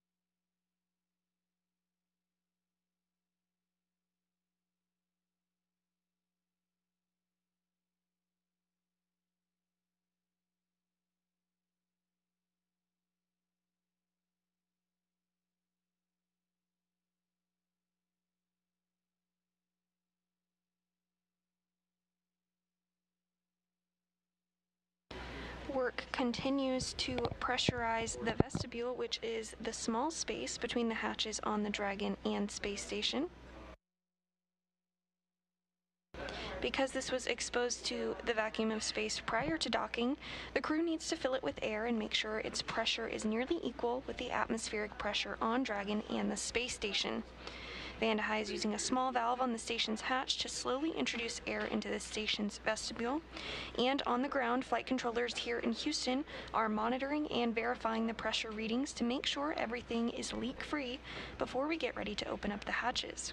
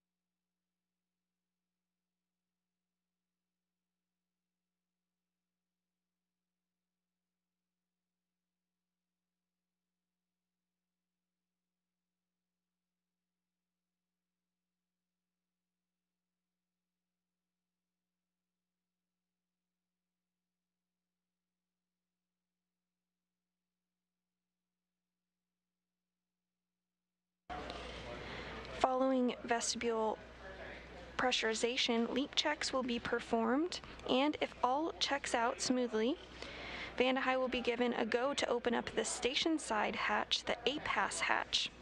Once that's open, he'll be able to see the crew inside Endurance, and there's a small window on Dragon where he'll be able to see them from. His main job then will be to configure the station side hatch, which is currently configured with a docking target, which is essentially a small rod with an X on the end that provided guidance for the Dragon during its approach to dock with station. He'll remove that target and provide some padding to allow safe entry for the Crew 3 astronauts into the International Space Station.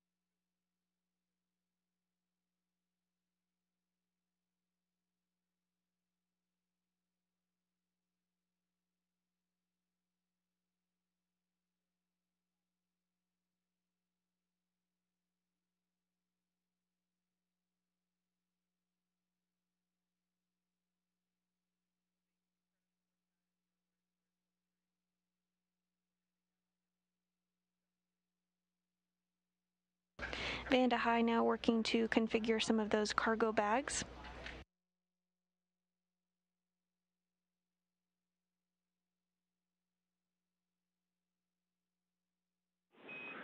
And Endurance and Station Houston on the big loop. No reply needed, but just be advised we're configuring hardline, so we'll be down big loop audio just for a few minutes here as we get hardline in place.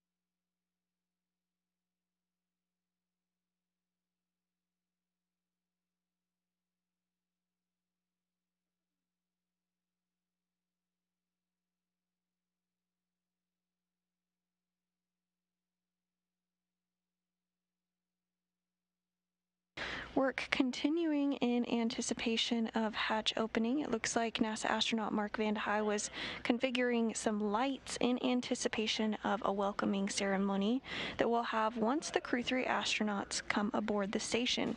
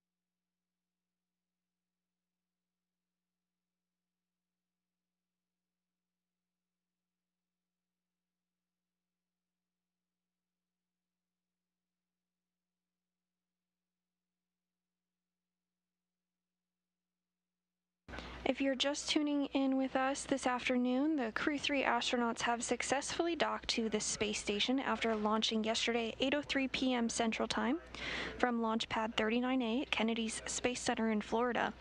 The crew of Rajachari, Caleb Barron, Tom Marshburn, and European Space Agency astronaut Matthias Maurer are docked to the orbital outpost, which happened a short time ago at 5:32 p.m. Central Time.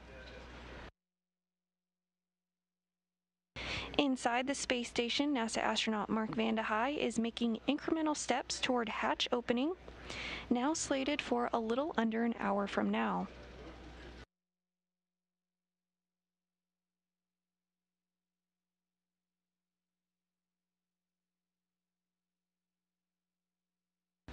As part of those procedures, he's going to install some padding around the hatch. Looks like there's some floating there that he's going to work to install shortly.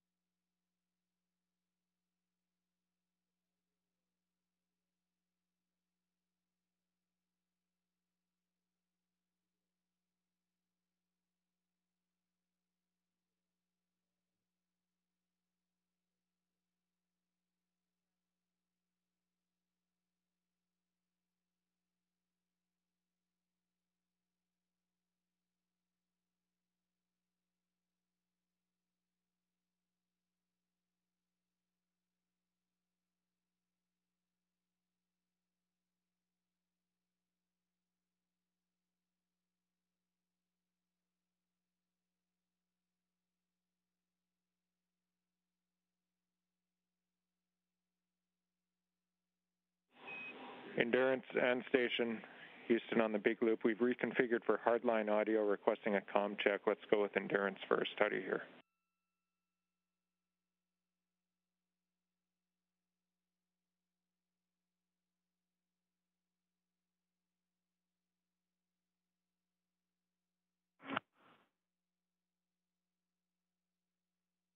Endurance has you loud and clear on the big loop. And Endurance, Houston has you loud and clear as well. Station Good to hear you. loud and clear on the big loop. Station, we hear you loud and clear. Everyone's 5x5 on the hardline big loop. Thanks. And SpaceX has Station and Endurance 5x5 on the big loop.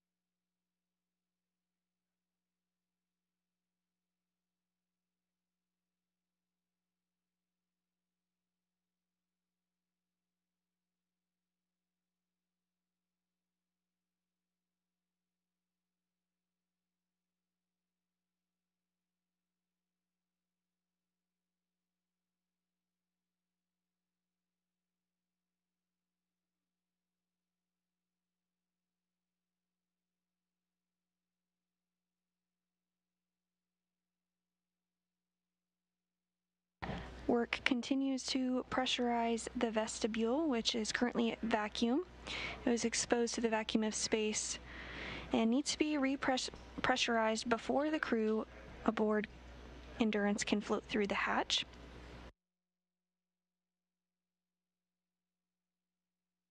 You can see the APAS hatch, which is the androgynous peripheral assembly system, in your screen there. It's surrounded by some cargo bags, pretty much dead center, maybe a little below on your screen there.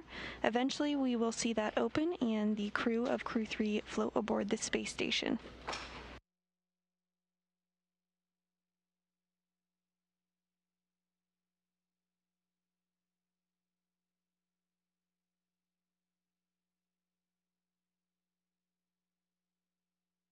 There's also a hatch on the Dragon itself, which will be opened.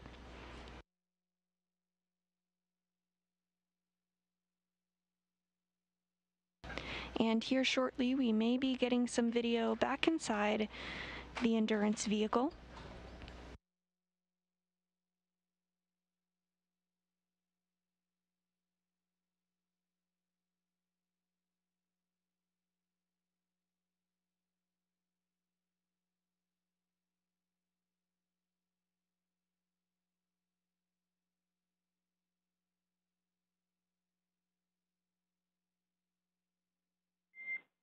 Dragon, SpaceX on Dragon to ground. Permission to come back on board with cameras when able.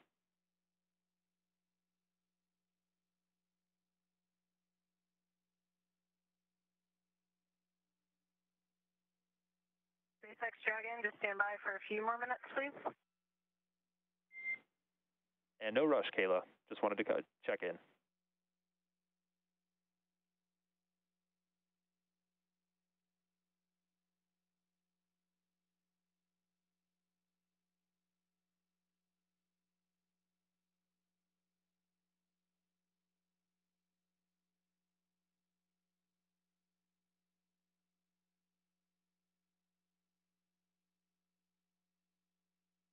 Throughout our coverage, we'll be taking your questions live and answering them on air. If you have a question for us, use the hashtag AskNASA to submit it. We did get a question from Steve, who wants to know over which area of the Earth will docking take place? Well, as you can see, Endurance is already docked to the International Space Station. That docking took place at 5:32 p.m. Central Time, while the International Space Station was flying 260 statute miles over the eastern Caribbean Sea.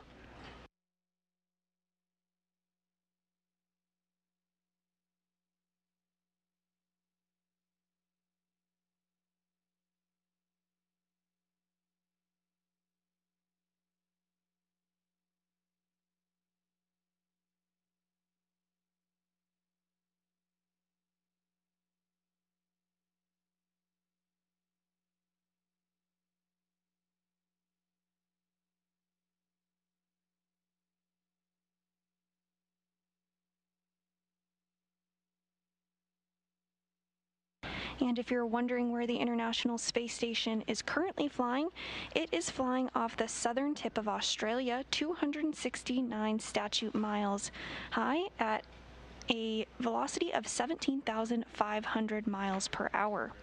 That means the space station orbits the Earth every 90 minutes and sees a sunrise or a sunset every 45 minutes.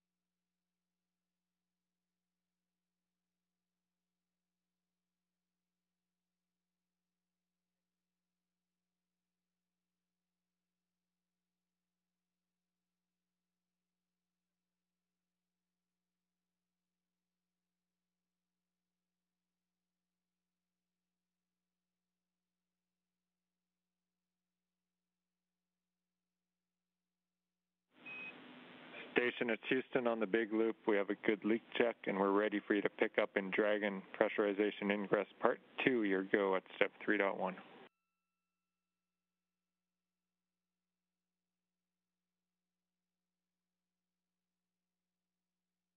Okay, that's in work.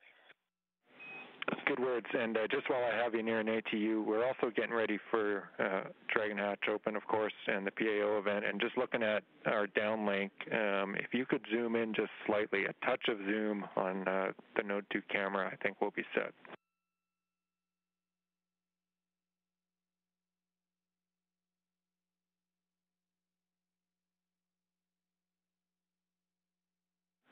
Taking a look.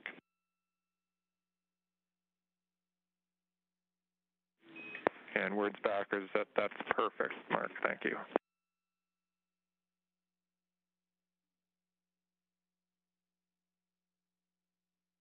And with those words, we did just get confirmation that there was a good leak check. So next up, the pressure will be brought up and equalized to that of the pressure inside the space station.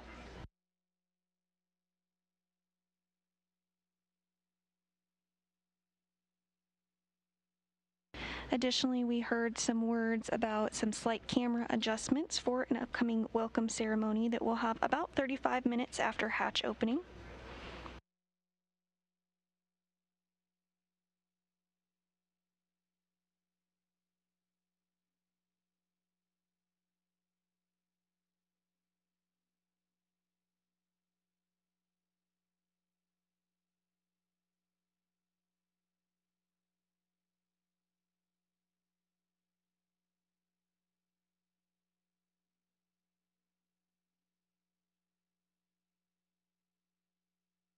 SpaceX Endurance, you're free to come back on board. And copy that. Thanks, Kayla. We'll put that in work and let you know when we're back on board.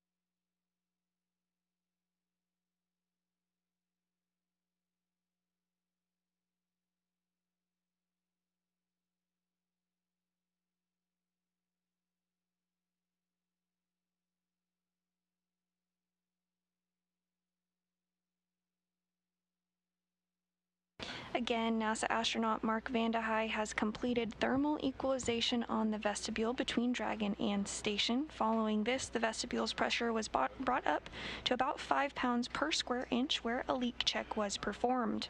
Everything checked out smoothly with that leak check, so the pressure is now being brought up to equalize it between that of the pressure inside the station. Once pressure is equalized and after a couple more checks, Vande Hei will be given a go to open up the station side hatch, the A-Pass hatch. Once that's open, he'll be able to see the crew inside Endurance. His main job then will be to configure the station side hatch, which is currently configured with a docking target, which is just a small rod with an X on the end that provides guidance for the Dragon during its approach to dock with space station. He'll remove that target and provide padding to allow safe entry for the Crew 3 astronauts into the space station. We're still targeting a hatch opening shortly after 7 p.m. Central Time, as well as a welcoming ceremony to begin approximately 35 minutes after hatch opening.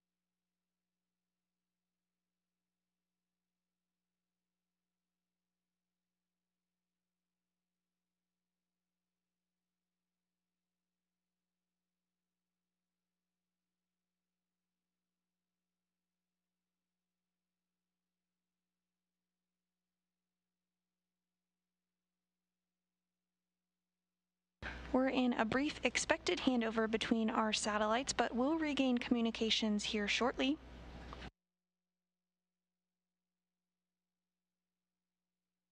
And as a reminder, we are taking your Ask NASA questions throughout the broadcast today, so if you have one, send it our way using the hashtag AskNASA.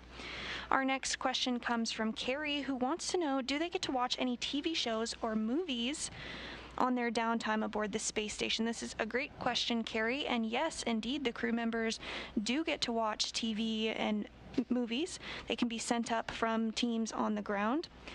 In fact, last night, NASA astronaut Mark Vande Hei stayed up a little bit past his bedtime so that he could watch his crewmates launch to the space station. So if you watched our broadcast last night, you were watching it alongside an astronaut. Now those crew members have successfully arrived to the International Space Station, and we're looking forward to hatch open in less than an hour from now.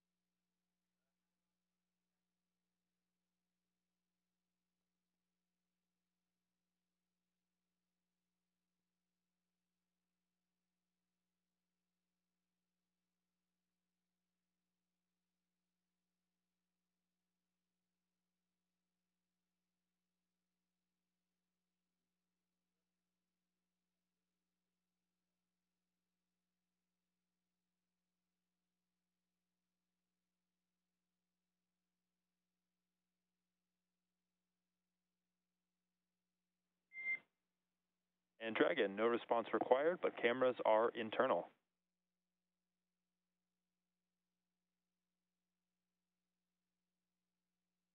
Endurance copies.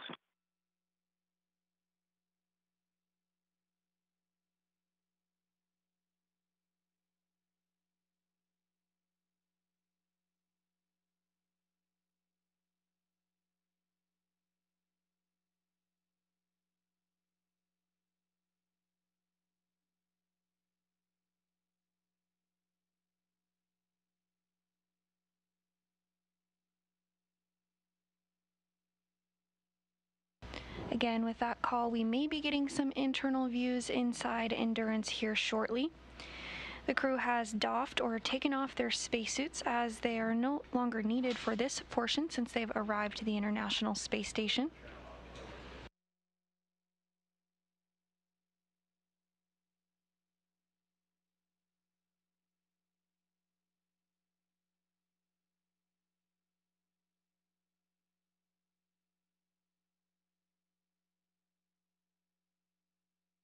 SpaceX for tracking purposes. Endurance, we're on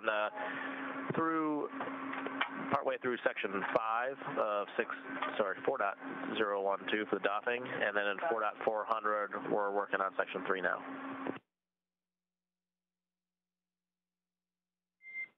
And copy that, Endurance. I have you the same as waiting. I see about 18 minutes left on my suit drying timer, and then you guys are working through section 3. Thanks for the status update.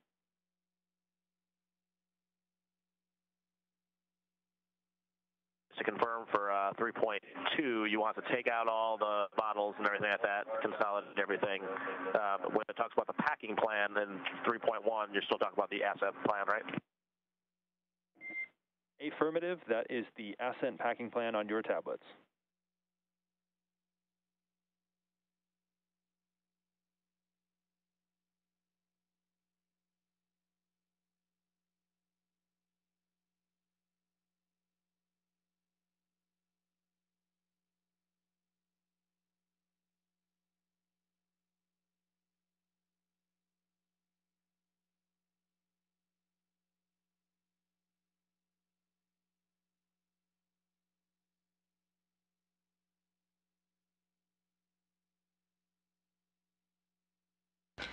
On board the International Space Station, NASA astronaut Mark Vande Hei continues to work through procedures in anticipation of hatch opening. He's configuring cargo bags in order to be able to open that hatch here shortly.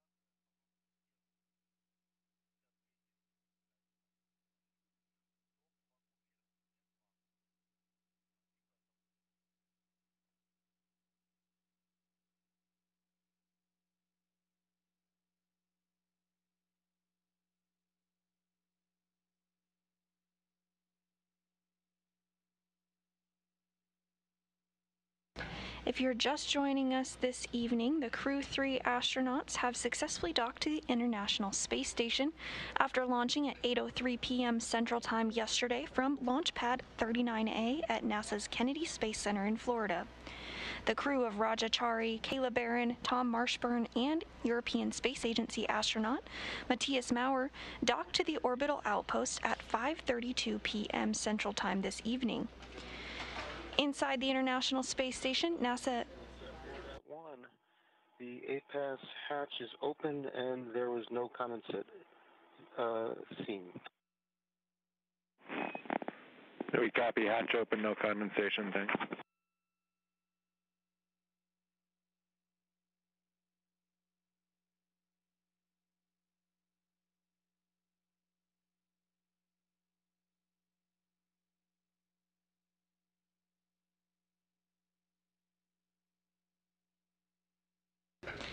Great news now that the APAS hatch is open. We're one step closer to welcoming the crew on board the International Space Station.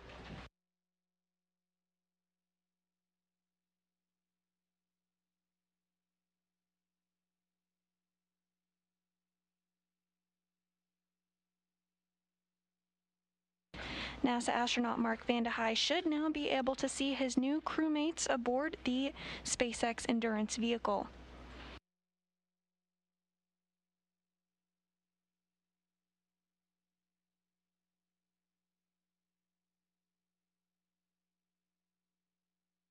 And you can see their spacesuits in that drying configuration there. Towards the middle of your screen is NASA astronaut and commander of Endurance, Rajachari. First time space flight for him.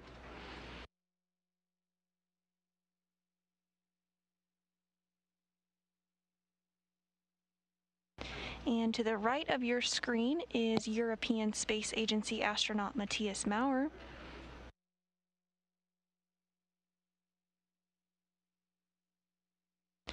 Along with their crewmates Kayla Barron and Tom Marshburn, they're continuing to step through procedures ahead of hatch opening.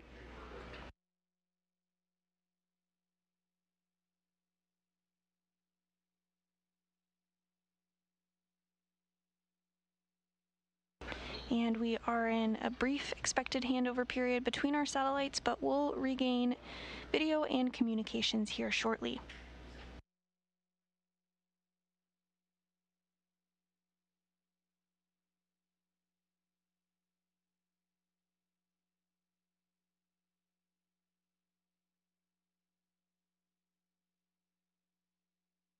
As those preparations on both sides continue, the Crew 3 astronauts are getting things configured on their end and will join the three-person crew onboard station.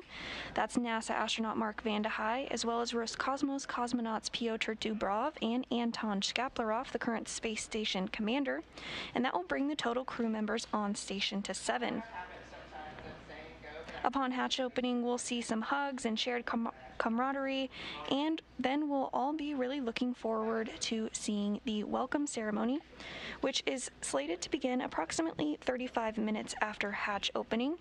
Still tracking a hatch opening shortly after 7 p.m. Central Time this evening.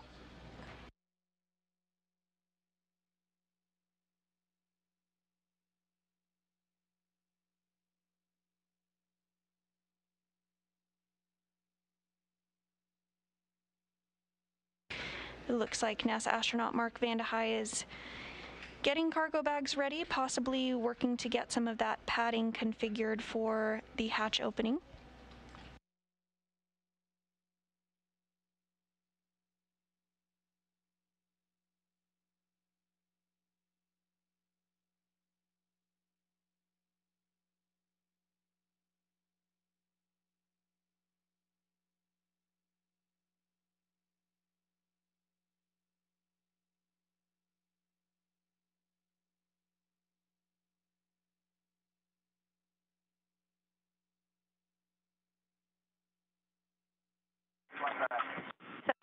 Sound check.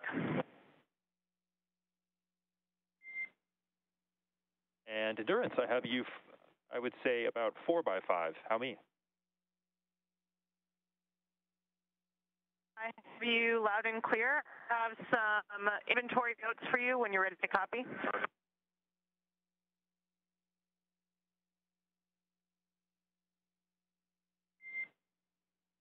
And I am ready to copy, Kayla.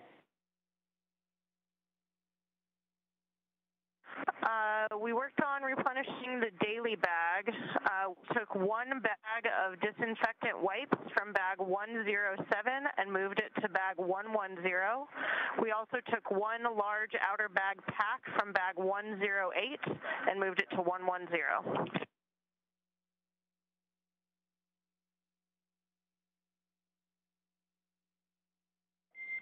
Okay, the disinfectant wipe from 107 to 110, and then the bag from 108 to 110.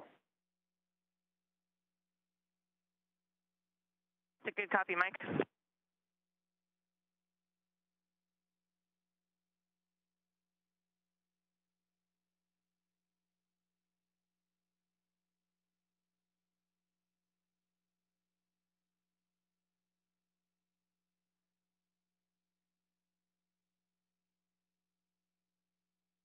Those words between the ground and NASA astronaut Kayla Barron as they work to make sure everything is configured properly before hatch opening.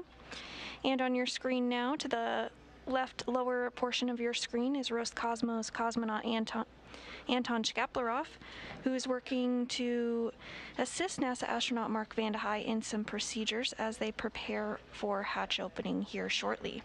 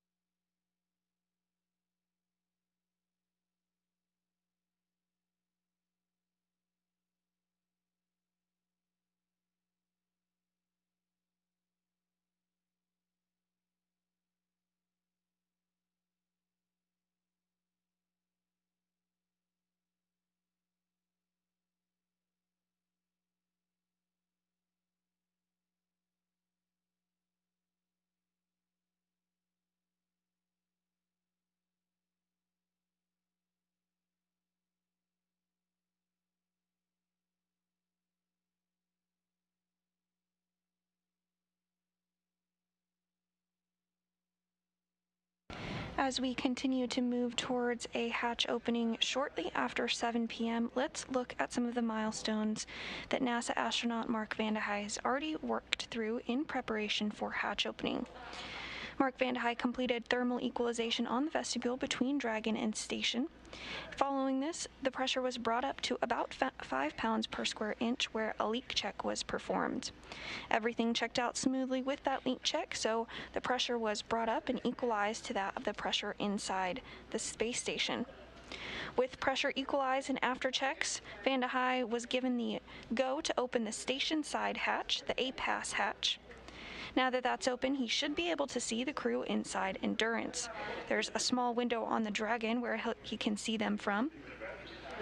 His main job now is to be configuring the station side hatch, which is currently configured with a docking target. It's a small rod with an X on the end that provided guidance for the Dragon during its approach to dock to the space station.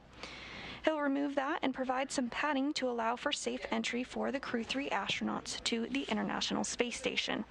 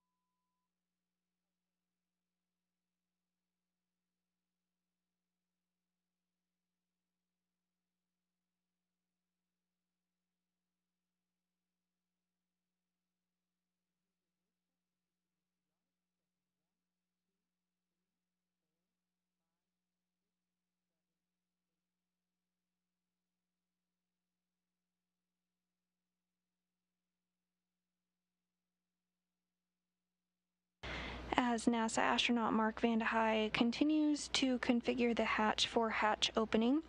We'll likely see him taking some photographs. Part of that is a procedure to survey the hatch itself and inspect for any foreign object debris.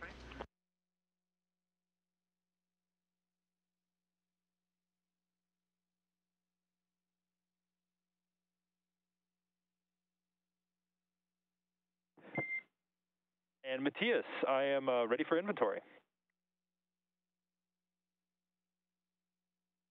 Yes, so we have an update on location 11 and location 12.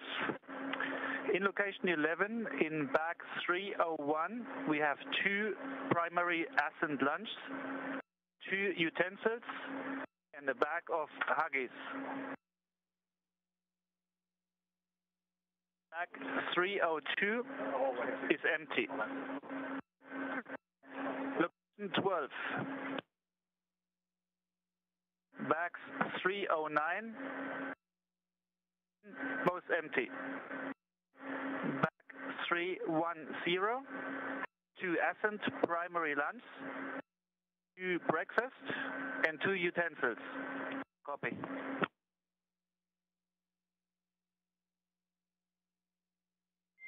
Okay, Matthias, I copied that bag 301 has 2 lunches, 2 utensils, and a bag of Huggies. Bag 302 is empty. Bag 309 and 311 are empty. And in bag 310, you have 2 lunches, 2 breakfasts, and 2 utensils. I'll copy. Perfect readback. Thank you. Q9 and 10 after when we started the suits. No worries. I know that space can get a little bit crowded with the suits in there.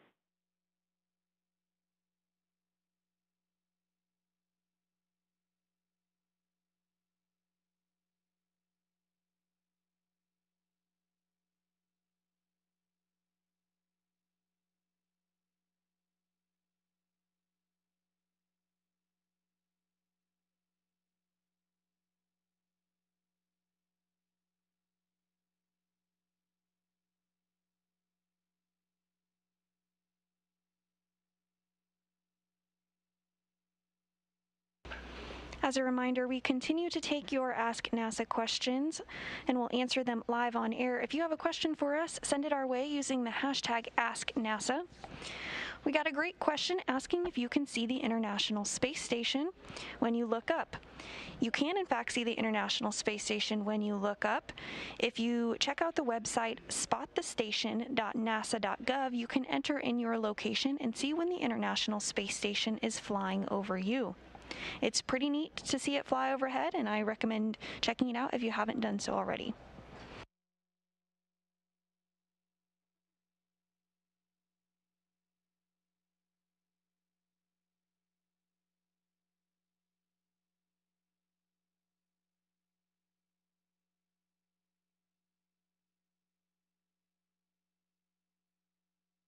SpaceX Dragon. We're showing an hour on our suit timer, so we're starting to get the bags out and work on stowing the suits in the storage bags.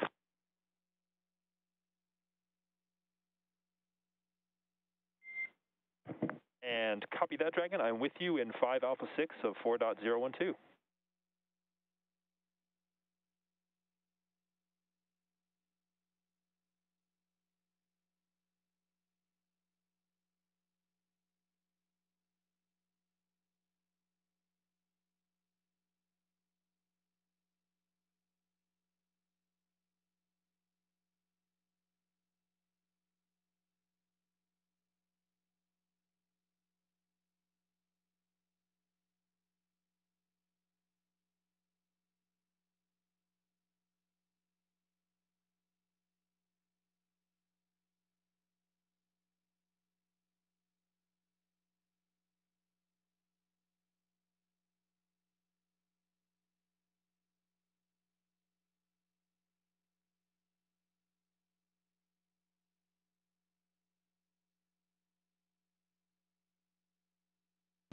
Again, if you're just now joining us, you're watching the live broadcast of the Crew 3 mission, which launched yesterday at 8:03 p.m. Central Time from the Kennedy Space Center in Florida and docked just a couple hours ago at 5:32 p.m. Central Time. Now we're just waiting for the hatch to open up between the Endurance spacecraft and the International Space Station for the crew to ingress or come aboard. Following that, we'll have a welcoming ceremony about 35 minutes after hatch opening. Still tracking hatch opening shortly after 7 p.m. Central Time this evening.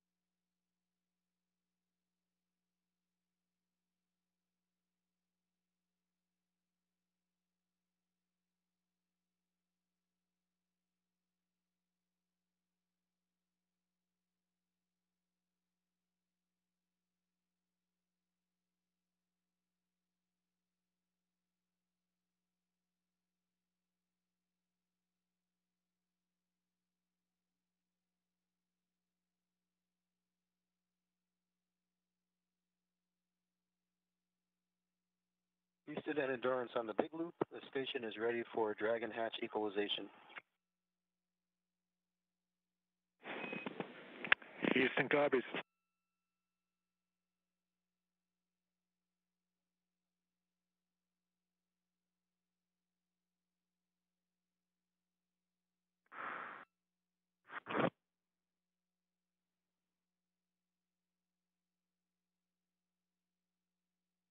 Endurance station on the Big Loop. Did you copy? And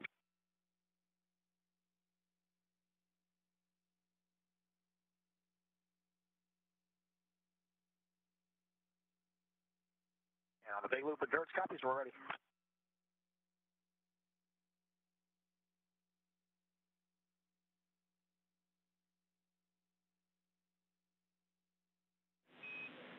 And station and Endurance, stand by for equalization. We expect it to take about 3 minutes.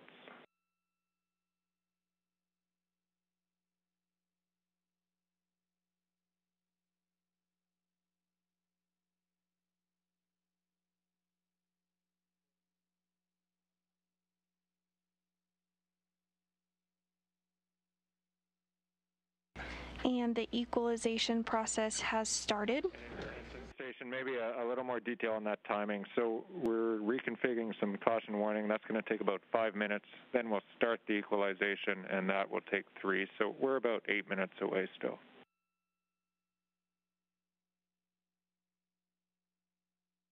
Station copies.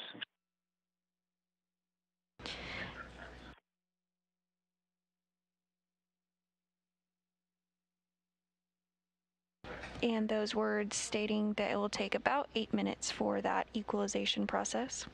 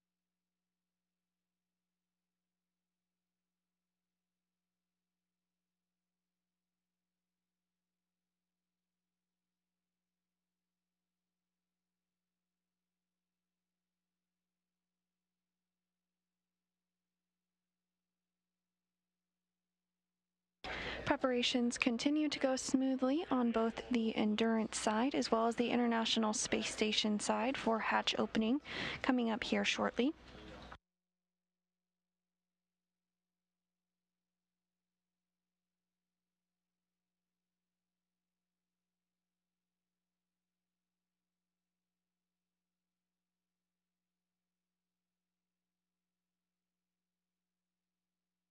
Once the hatch is open, the crew members inside Endurance won't immediately ingress or come aboard the space station. They'll have to work through a couple more procedures first.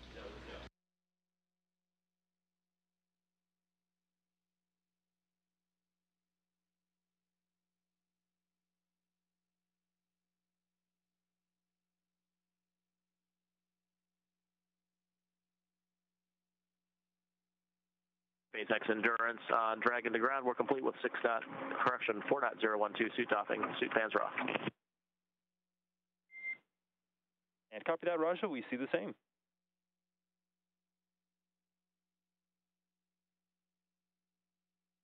For water bottles, we haven't opened any new bags other than the ones we reported before. We're just currently consolidating the empties to take in the trash with us. And copy that. No deltas to the previous report for water consumption.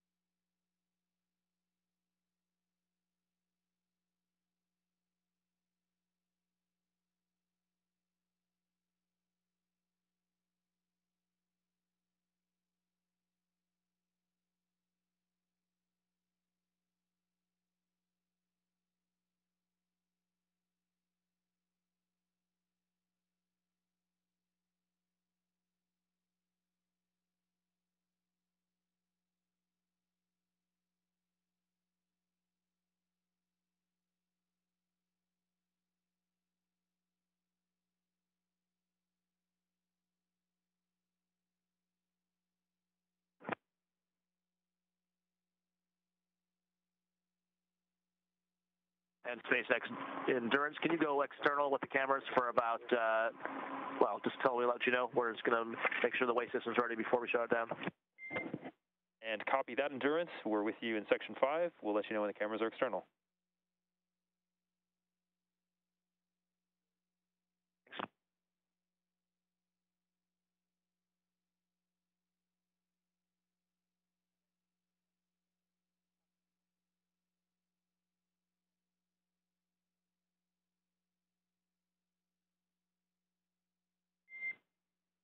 Cameras are external.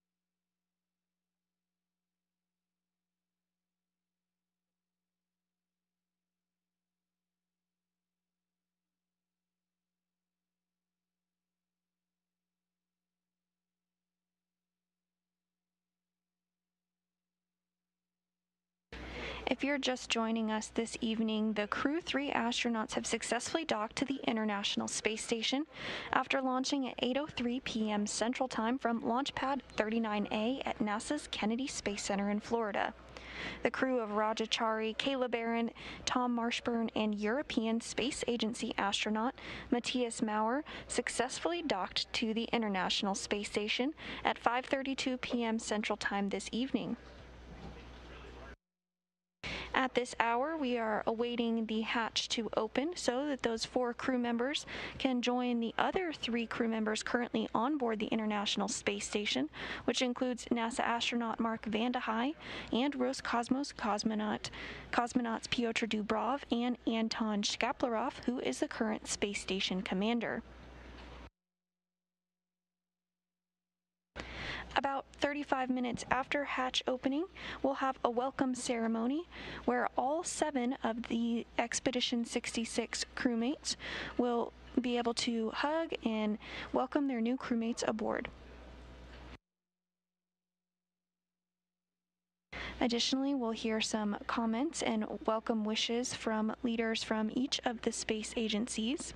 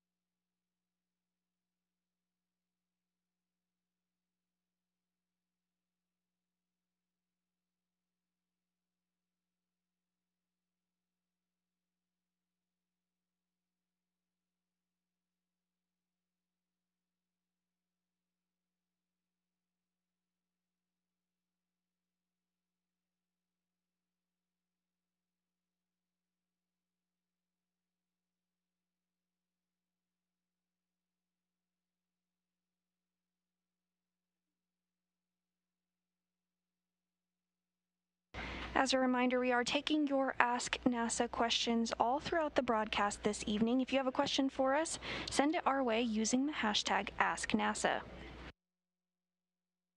We've received a question asking what are the objectives for the Dragon crew during the next 6 months? Well, this is a very good question, and over the last 21 years, crews aboard the space station have completed over 3,000 scientific and educational experiments, and Crew 3 is prepared to add to that growing number.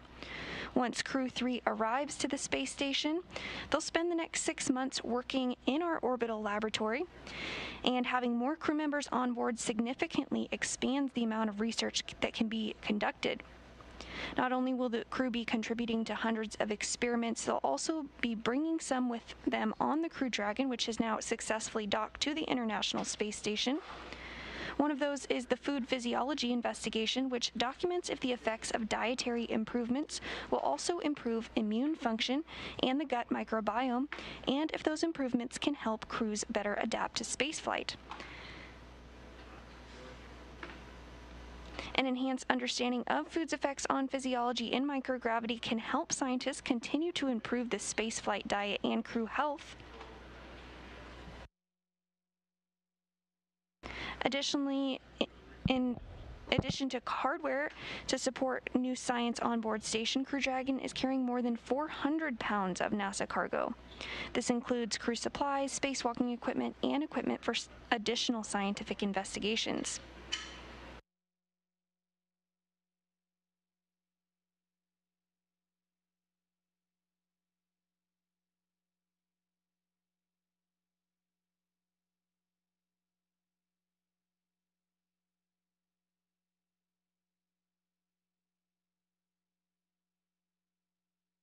SpaceX Endurance on the big loop. How do you hear? We weren't getting a response on Dragon's ground. And that is expected as we are just getting through some of the steps to deactivate S-band, but we have you loud and clear on the big loop.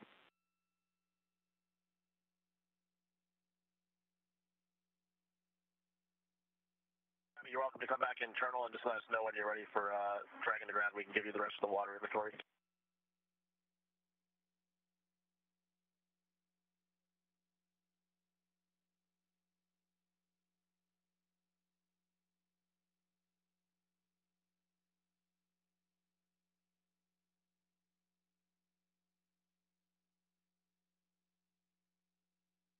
Another experiment flying aboard Crew 3 is the Smartphone Video Guidance System, or SVGS. This was created as a collaboration between NASA's Marshall Space Flight Center in Huntsville, Alabama, and the Florida Institute of Technology in Melbourne. SVGS is a low-cost, commercial, off-the-shelf implementation. And Dragon, this is SpaceX on the big loop. The S-band has been deconfigured on Dragon, so we can continue our calls here on the big loop for the inventory. I'm with you with Section 3 of 4.400, and that Section 5 has been completed in parallel.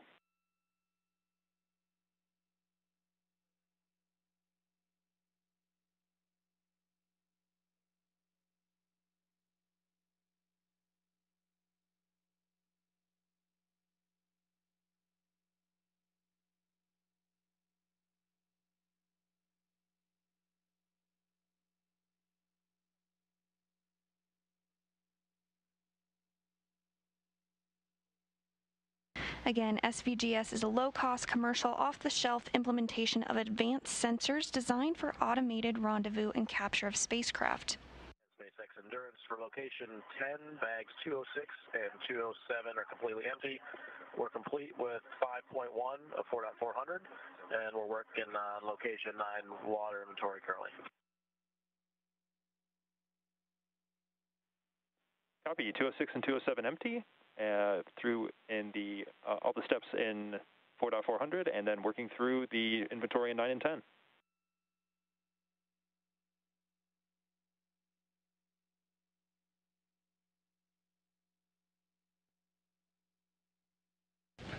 To learn more about these and thousands of research projects that have taken place aboard this space station, go to nasa.gov/ISS Science.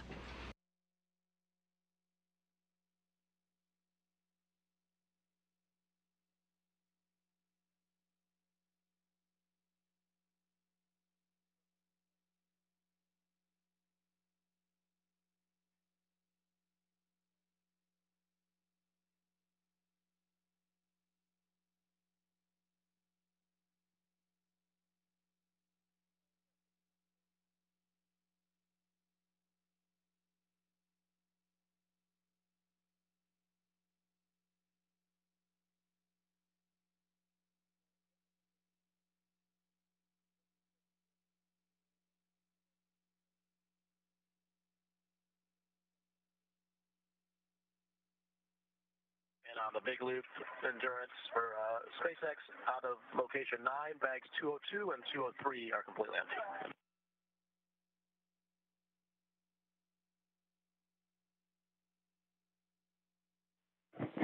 And copy that, Raja. 202 and 203 are empty.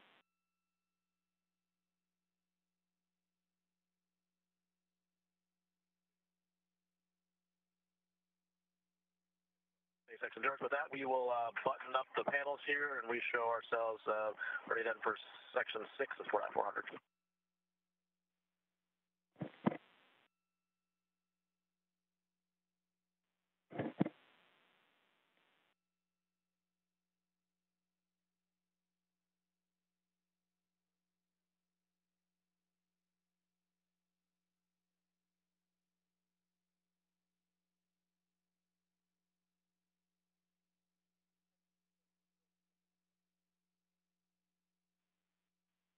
In Endurance, this is SpaceX on the Big Loop. You can follow along with us in step 6.2 of 4.400 as we configure Dragon to hatch open prep.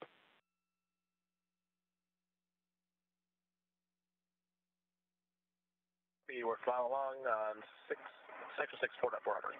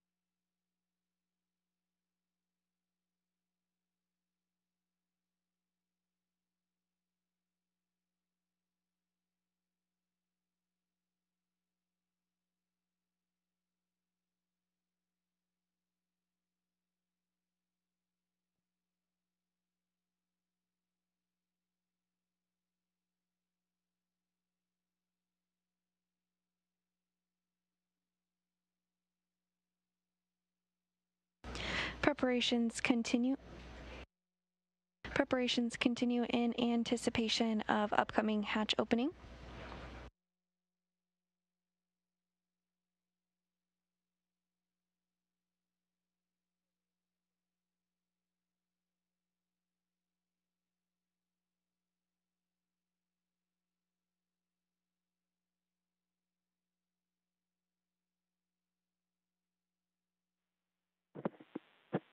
Endurance, SpaceX on the Big Loop. You have a go for hatch opening per the decal, followed by the remaining actions in procedure 4.400, section 6.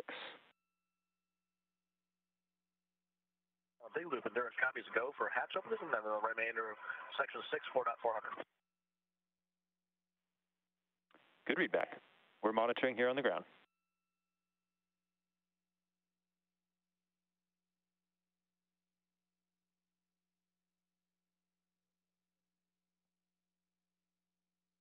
And great news with that go for hatch opening. We should be seeing the crew float aboard the International Space Station here shortly. They're working to open up the hatch on the Endurance side.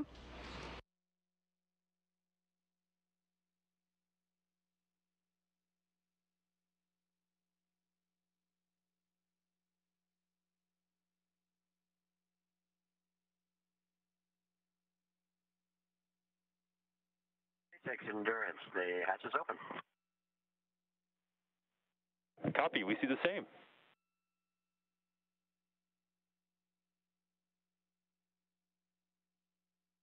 Dragon hatch is now open.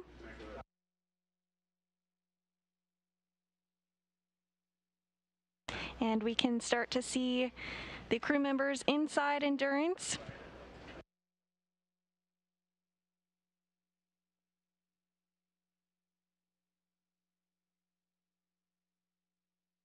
That hatch that we've been waiting for to open since 5:32 p.m. Central Time is now open.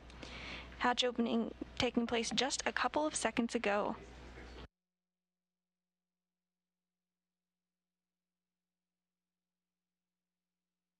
The hatch is open, but the Crew 3 astronauts will need to work through a few more steps before they can ingress the International Space Station. We're complete with the 400 on the big loop, ready for hatch crossing if you are.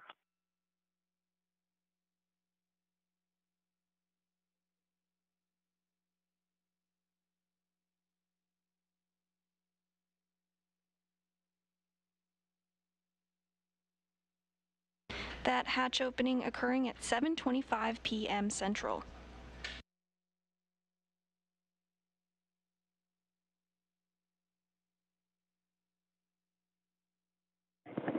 And Endurance, this is SpaceX on the big loop. You are go for hatch crossing.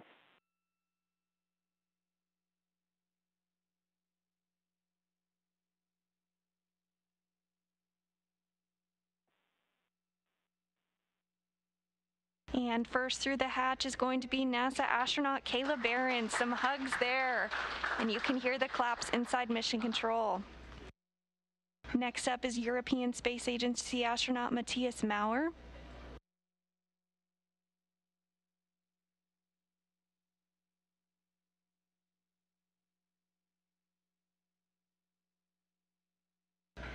And now we have NASA astronaut Tom Marshburn.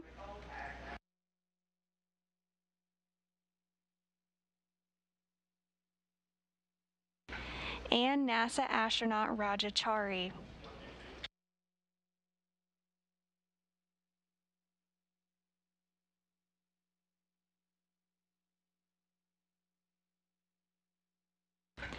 Lots of hugs and smiles here.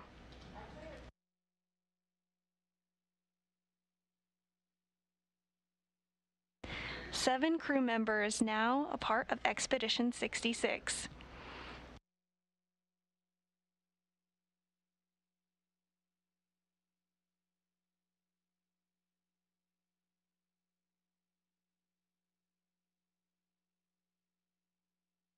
And you can really see and feel the excitement by the looks on the crew's faces.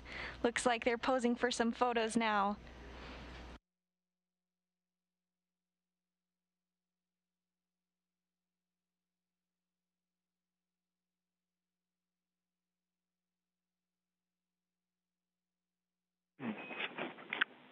Welcome to Station Crew 3. You guys look great in that photo.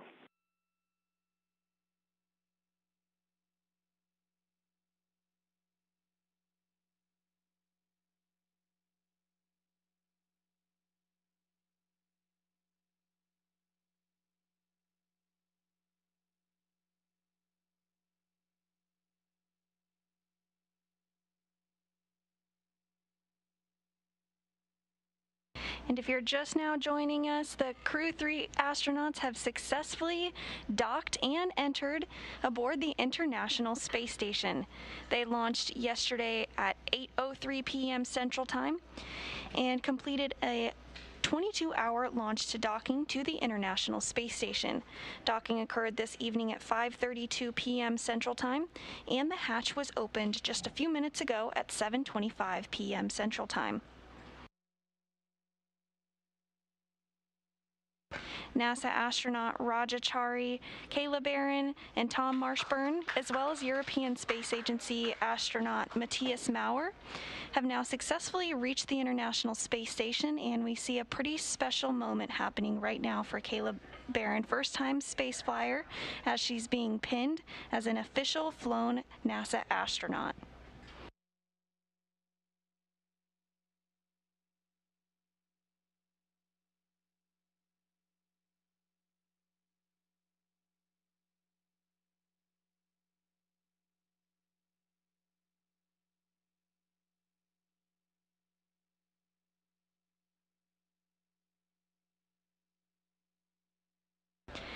Next up is European Space Agency astronaut Tom Marshburn, also a first-time flyer. That is European Space Agency astronaut Matthias Maurer being pinned by NASA astronaut Tom Marshburn.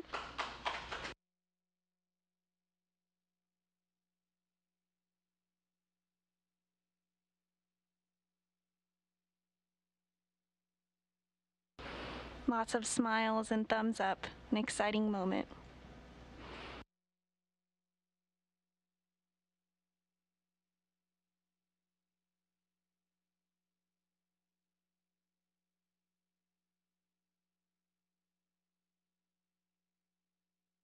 And the third first-time space flyer, commander of the SpaceX Endurance vehicle, Rajachari, getting his pin.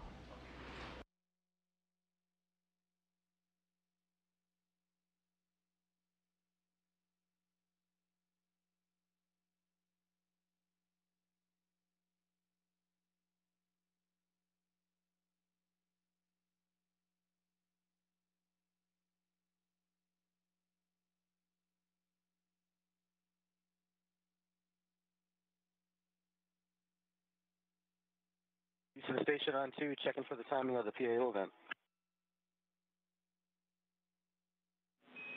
Just about to hand over, Mark. I'll catch you on the other side.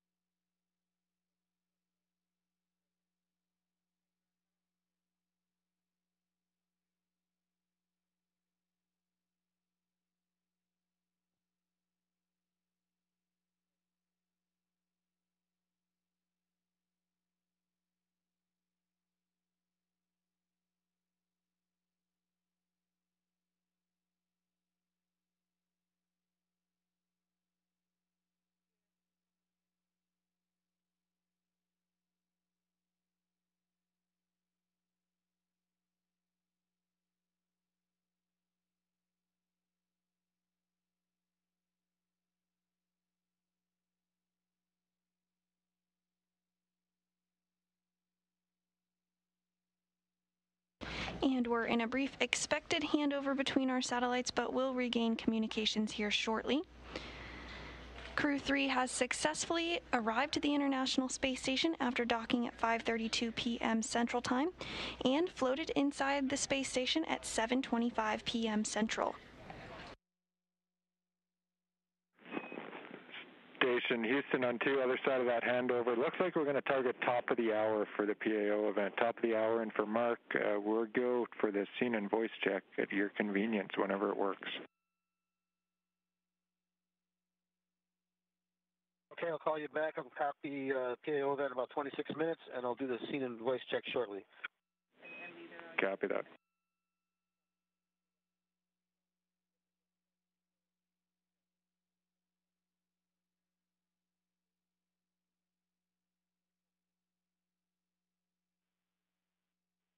And Endurance crew, comm check with Core here on Space to Ground 2.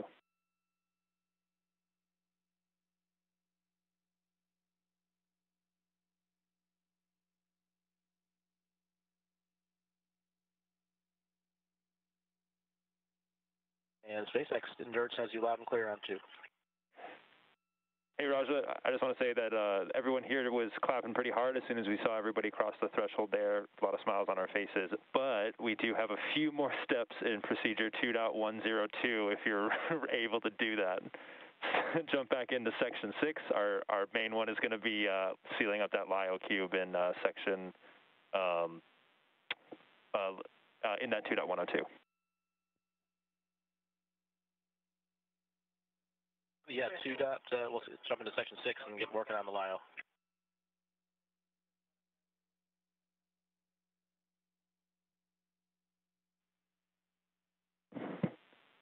And just for awareness, we're just looking to get that one done before the PAO event, before we hop back in at the top of the hour.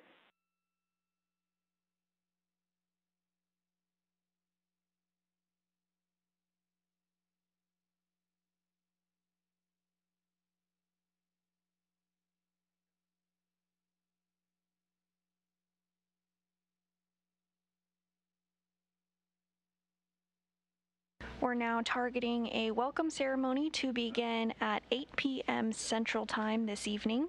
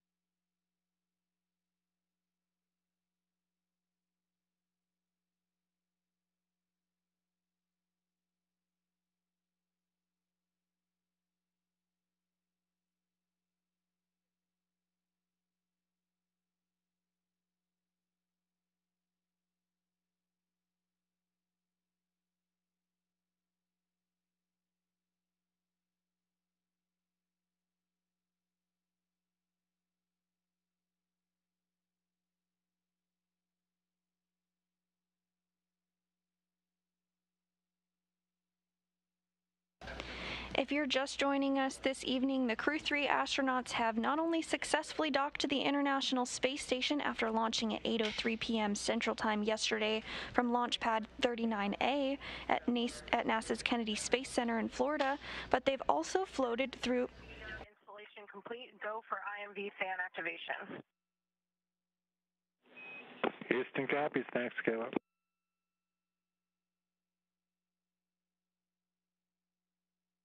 Crew 3 successfully floated through the space station hatch at 7:25 p.m. Central Time.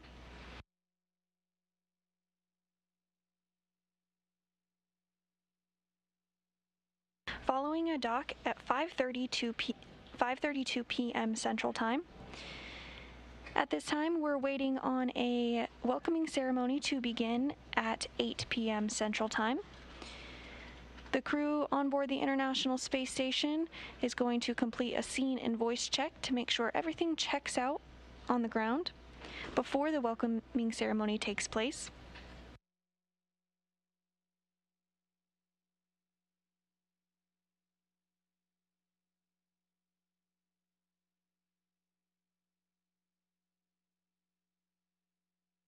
Houston Endurance, just waiting on your go to open location 23. We copy, standby 1.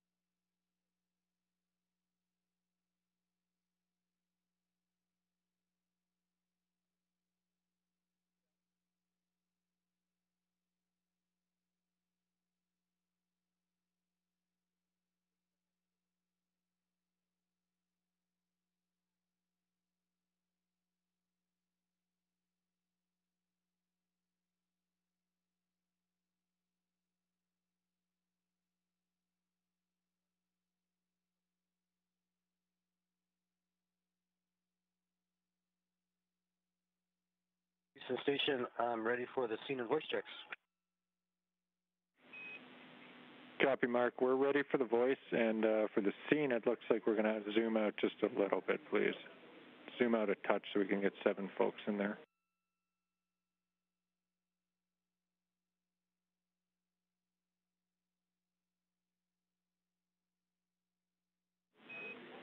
And Endurance, this is Houston on the big loop. Raja, your go for 6.1. Go to open location 23.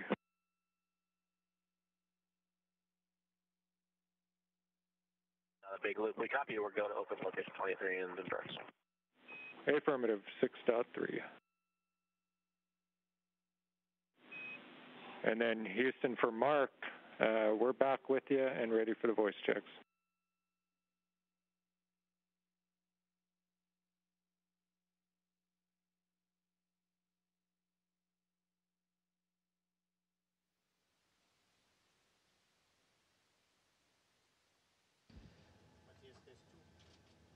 This is the voice check. 1, 2, 3, 4, 5, 6, 7, 8, 9, 10.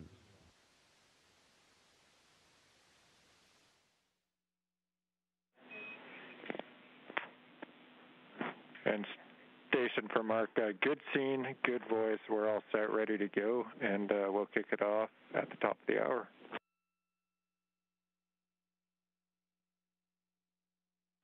Copy, thumbs up.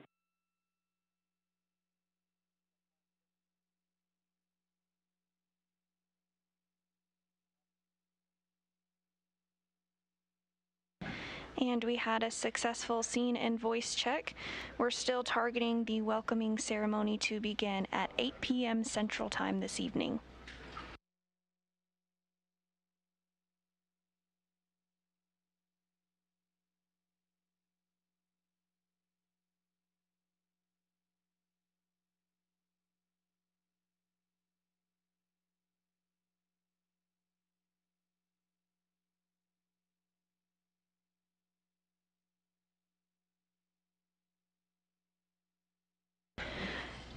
On your screen, you can see in the bottom right is NASA astronaut Mark Vande Hei. He did a lot of preparations ahead of hatch opening.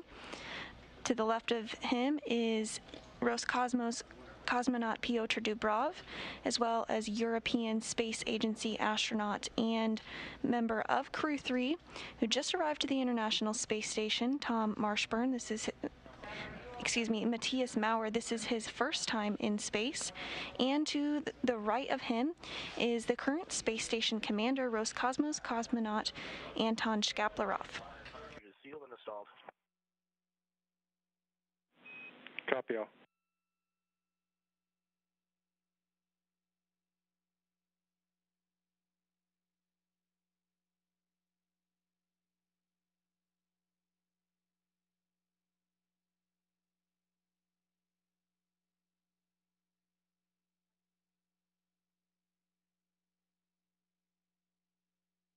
Houston Station on 2 concerning T2 harnesses.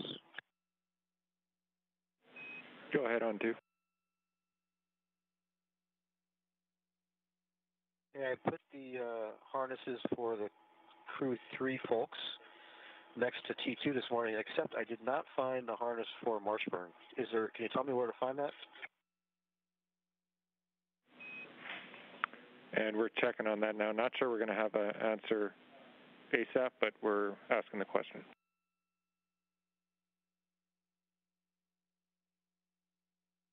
We got plenty of time. Just got to have it before his first T2 session. Yep, thanks.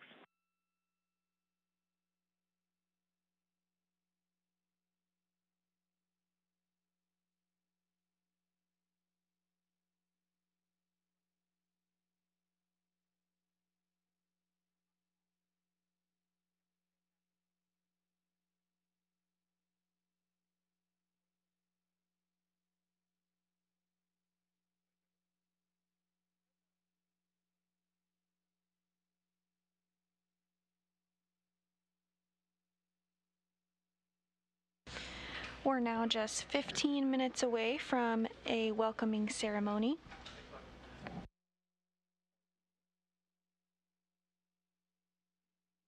On your screen, you see veteran astronaut Tom Marshburn floating back through the hatch from the Endurance vehicle, which docked to the International Space Station at 5:30 p.m.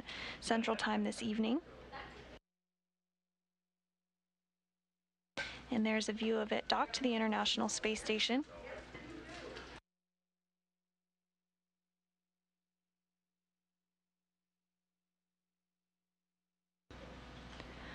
The crew on board is working on some final procedures to get everything squared away before the welcoming ceremony begins at 8 p.m. Central Time this evening.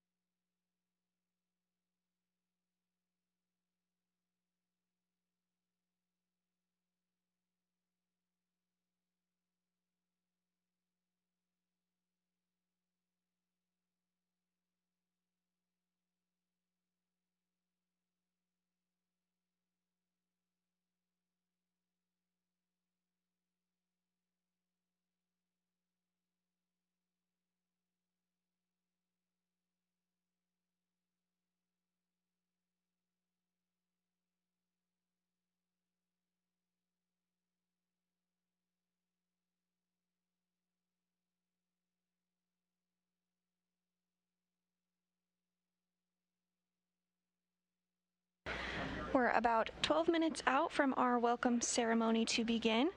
If you do have any more Ask NASA questions, be sure to send them our way and we'll answer them before the welcoming ceremony begins.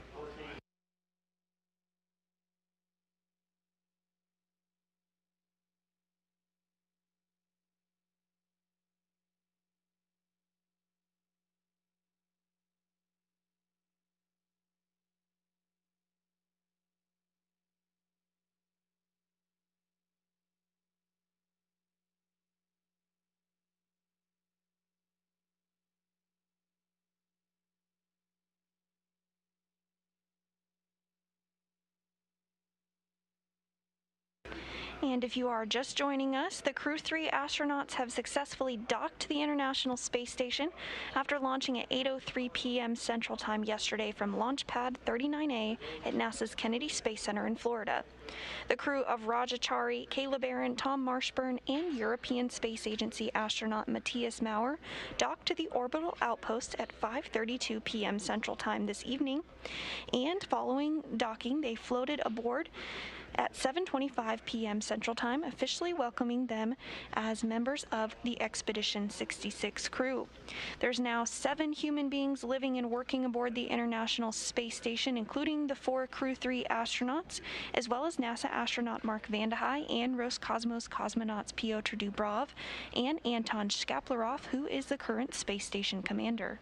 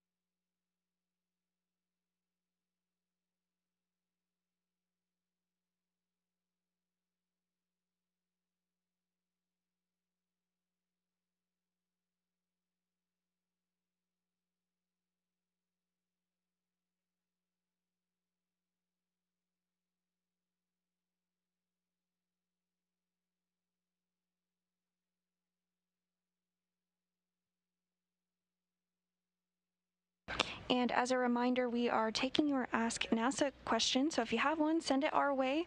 We're just a few minutes away from the welcoming ceremony to begin at 8 p.m. Central Time, but we did get a question about the zero-G indicator for Endurance, asking what the name of the zero-G indicator was and what the zero-G indicator was. It's become a tradition for Crew Dragon vehicles and the crew members to select a zero-G indicator. For this vehicle, the Crew 3 astronauts selected a turtle as their zero-G indicator, which they named FOW, which is German for peacock. That pays tribute to European Space Agency astronaut Matthias Maurer, who is from Germany, as well as pays tribute to the turtle class. For Mark, at your convenience, I have an answer on that harness.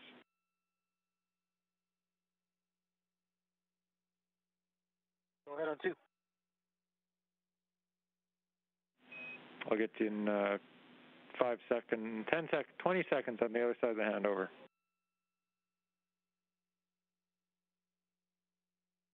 And while there's a brief handover, that pays tribute to the Turtle class. Each astronaut class has a nickname from the class above them. This class has several turtles flying on board the space station. So the zero-G indicator is a turtle named FOW, which is the German word for peacock.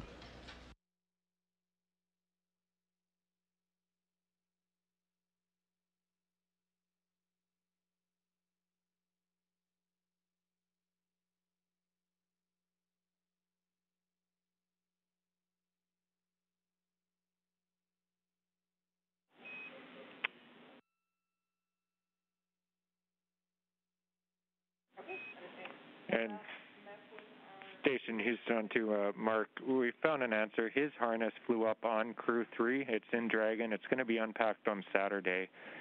But if you need it before that, you could grab it. It's step 5 in the unpack message of StoTrack. Okay, thanks much.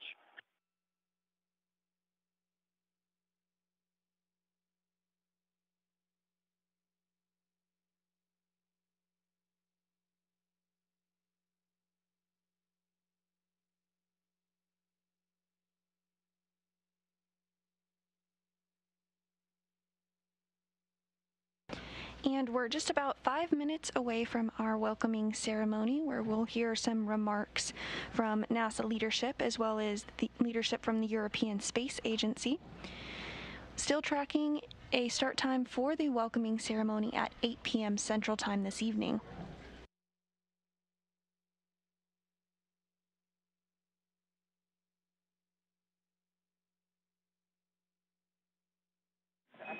And Station Houston on 2, no reply needed, but we're 4 minutes out from the PAO event.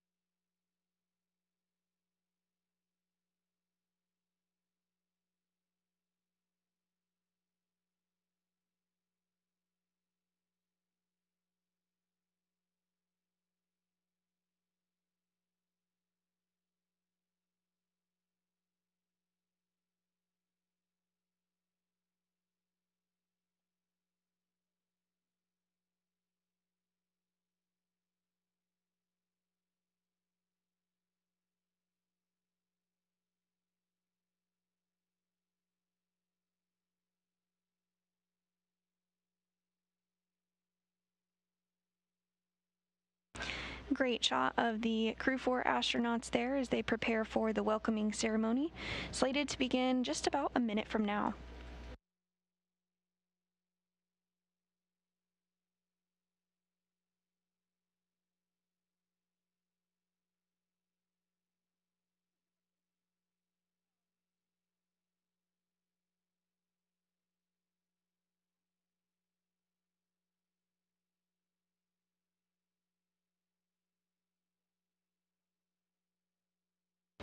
From left to right of your Crew 3 astronauts are NASA astronaut Tom Marshburn, NASA astronaut Kayla Barron, NASA astronaut Raja Chari, and European Space Agency astronaut Matthias Maurer.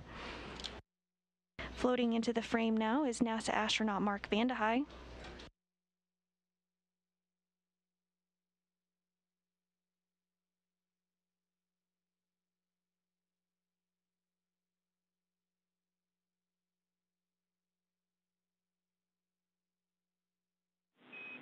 Station, this is Houston. Are you ready for the event?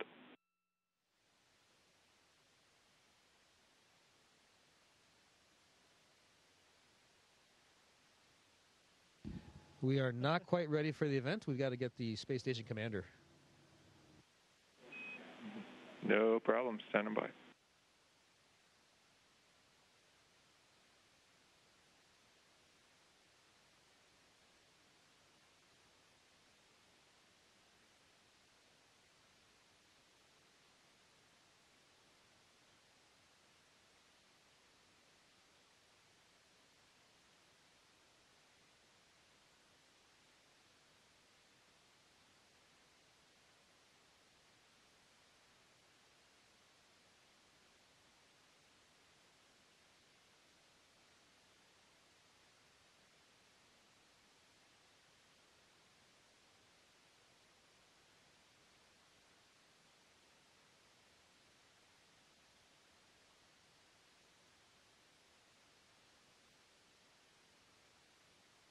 Houston, this is Station. We are ready for the event.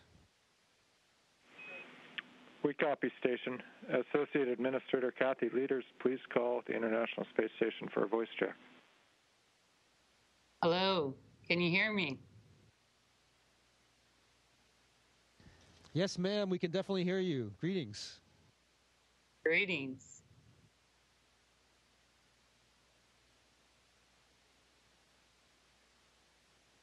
Are we ready to go? Let's do it. I'm not sure if we're supposed to start talking first or if you're going to talk first. Okay, I'll get started and then you guys can follow. Okay, hey, you know, tonight's docking was a perfect way for us to finish up what has been our 10-year anniversary year for the Commercial Crew Program. And I don't know about you guys, but it feels like the last 2 weeks have been pretty crazy for me. And I know you guys are probably real happy to be out of crew quarters. I told Norm Knight last night we were rescuing him from crew quarters with this launch. And I know you guys, I know Mark, you were waiting patiently for them to come, enjoying a few days of a little bit of quiet before the next round of folks coming up. But boy, is it good to see you.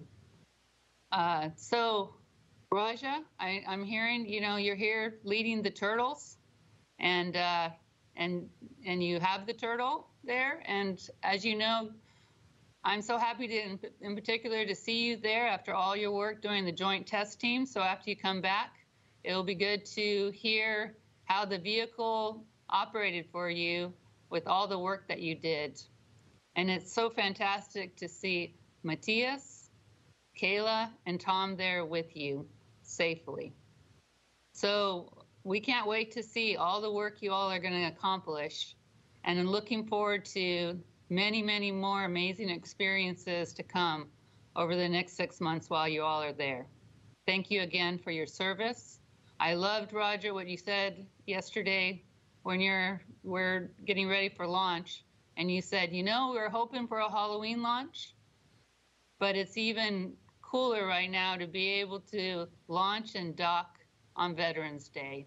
And it is a great way for us to honor our veterans. Thank you.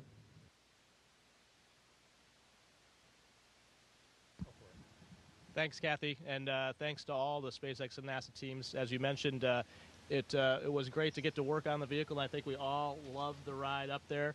It was way smoother than we could have imagined, and that feeling going from MECO to the second stage was just awesome, and a beautiful ride. It was neat to see and feel the engines respond and then see it in the displays. And as you mentioned, we were tested before, and it wouldn't have been complete without testing out the system and seeing if we could go from landing to launch in under 48 hours. So kudos to the entire team that pulled that off. We drove Norm crazy in crew quarters, but we had a pretty, we got all gained some weight there too, but we're happy to be here now and ready to work.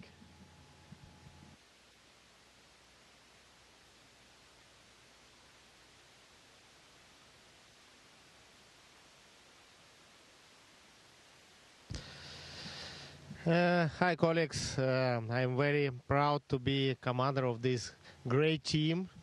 We are start to fly together, and I know in the future we'll have the beautiful days on orbit together. We'll work together and relax together.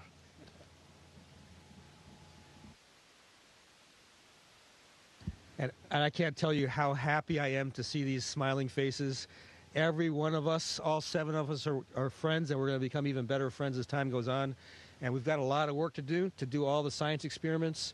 I learned over the course of last week that at this moment we've got 60 experiments in progress already. And of course, by the time we finish our time up here, we'll have participated in many more experiments than that.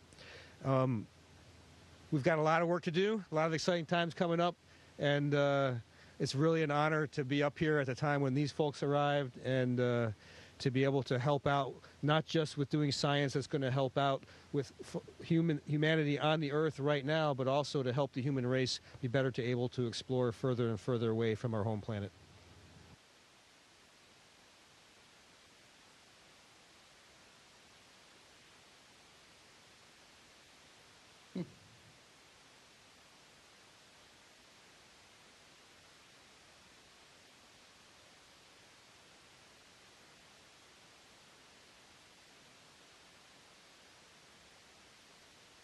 Thank you, Mrs. Leaders. We now welcome ESA Director General Joseph Aschbacher. Please call station for a voice check.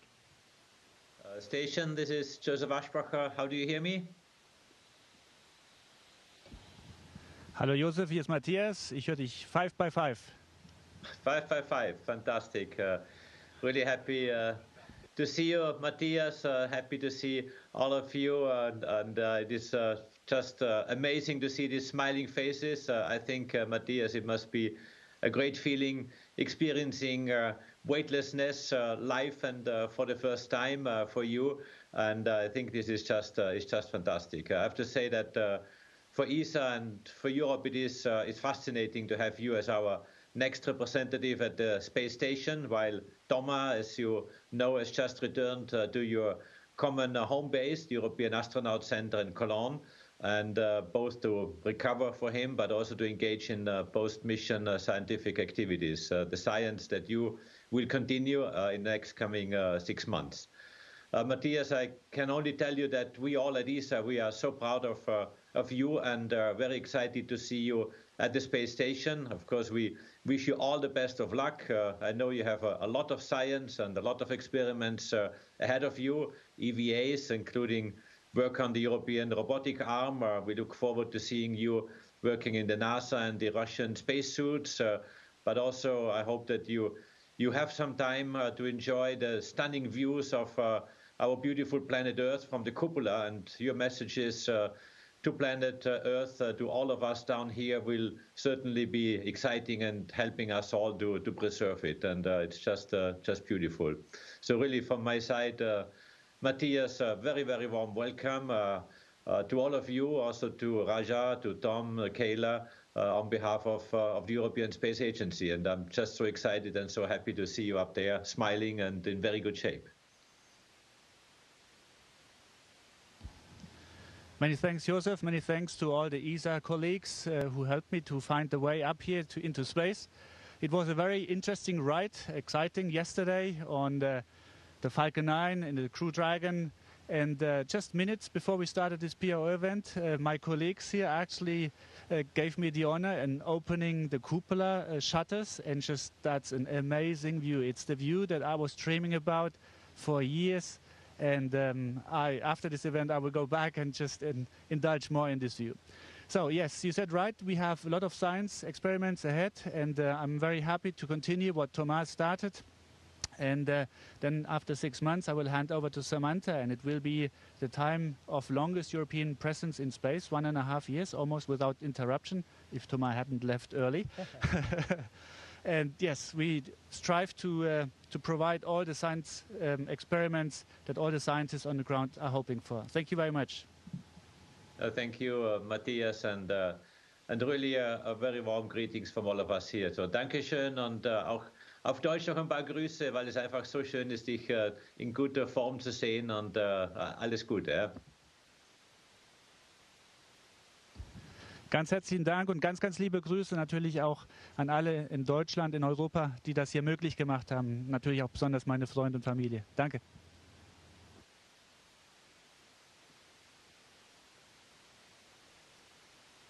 Station, this is Houston ACR. That concludes the event. Thank you, Associate Administrator Leaders and Director General Ashbacher, for your participation in the Crew 3 welcome ceremony. Station, we are now resuming normal operational audio communications.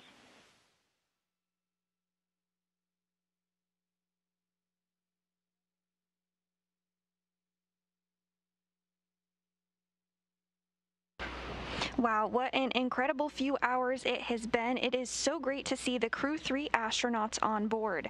They were just welcomed by leaders from each of the space agencies that represent the crew members of Endurance. First, we heard from Kathy Leaders, the Associate Administrator of Space Operations, Mission Director at NASA, and then we heard some remarks from Joseph Aschbacher, the European Space Agency Director General. Each of them talked about what it took us to get to this moment to welcome 4 new astronauts to the International Space Station, bringing the current population of the space station to 7 human beings as part of the Expedition 66 mission. It's been an incredible 24 hours for Crew 3, and we are thrilled to see them safely on board the International Space Station. We've been with you from the very beginning, starting with the crew suiting up in the suit-up room at the ONC building. The crew then headed to the launch pad and made their way up the service fixed structure and ingressed the Crew Dragon Endurance. We had an on-time liftoff yesterday at 8:03 p.m. Central Time. Following liftoff, the first stage separated and came back to Earth, landing on the recovery ship, while Dragon separated from the second stage. We had a good nose cone deploy, and 5 major burns took place as Dragon made its way to the space station. Finally, Endurance and its 4-person crew docked to the International Space Station at 5:32 p.m. Central Time, and the crew members floated through the hatch at 7:25 p.m. Central Time, officially bringing them to their new home for the next 6 months in space. It's been an incredible 24 hours watching this mission, and on behalf of SpaceX and NASA, thank you for watching it all unfold with us. The 3rd rotational crew mission has reached the International Space Station and will spend approximately 6 months docked to the space station until it's time for the crew to return home.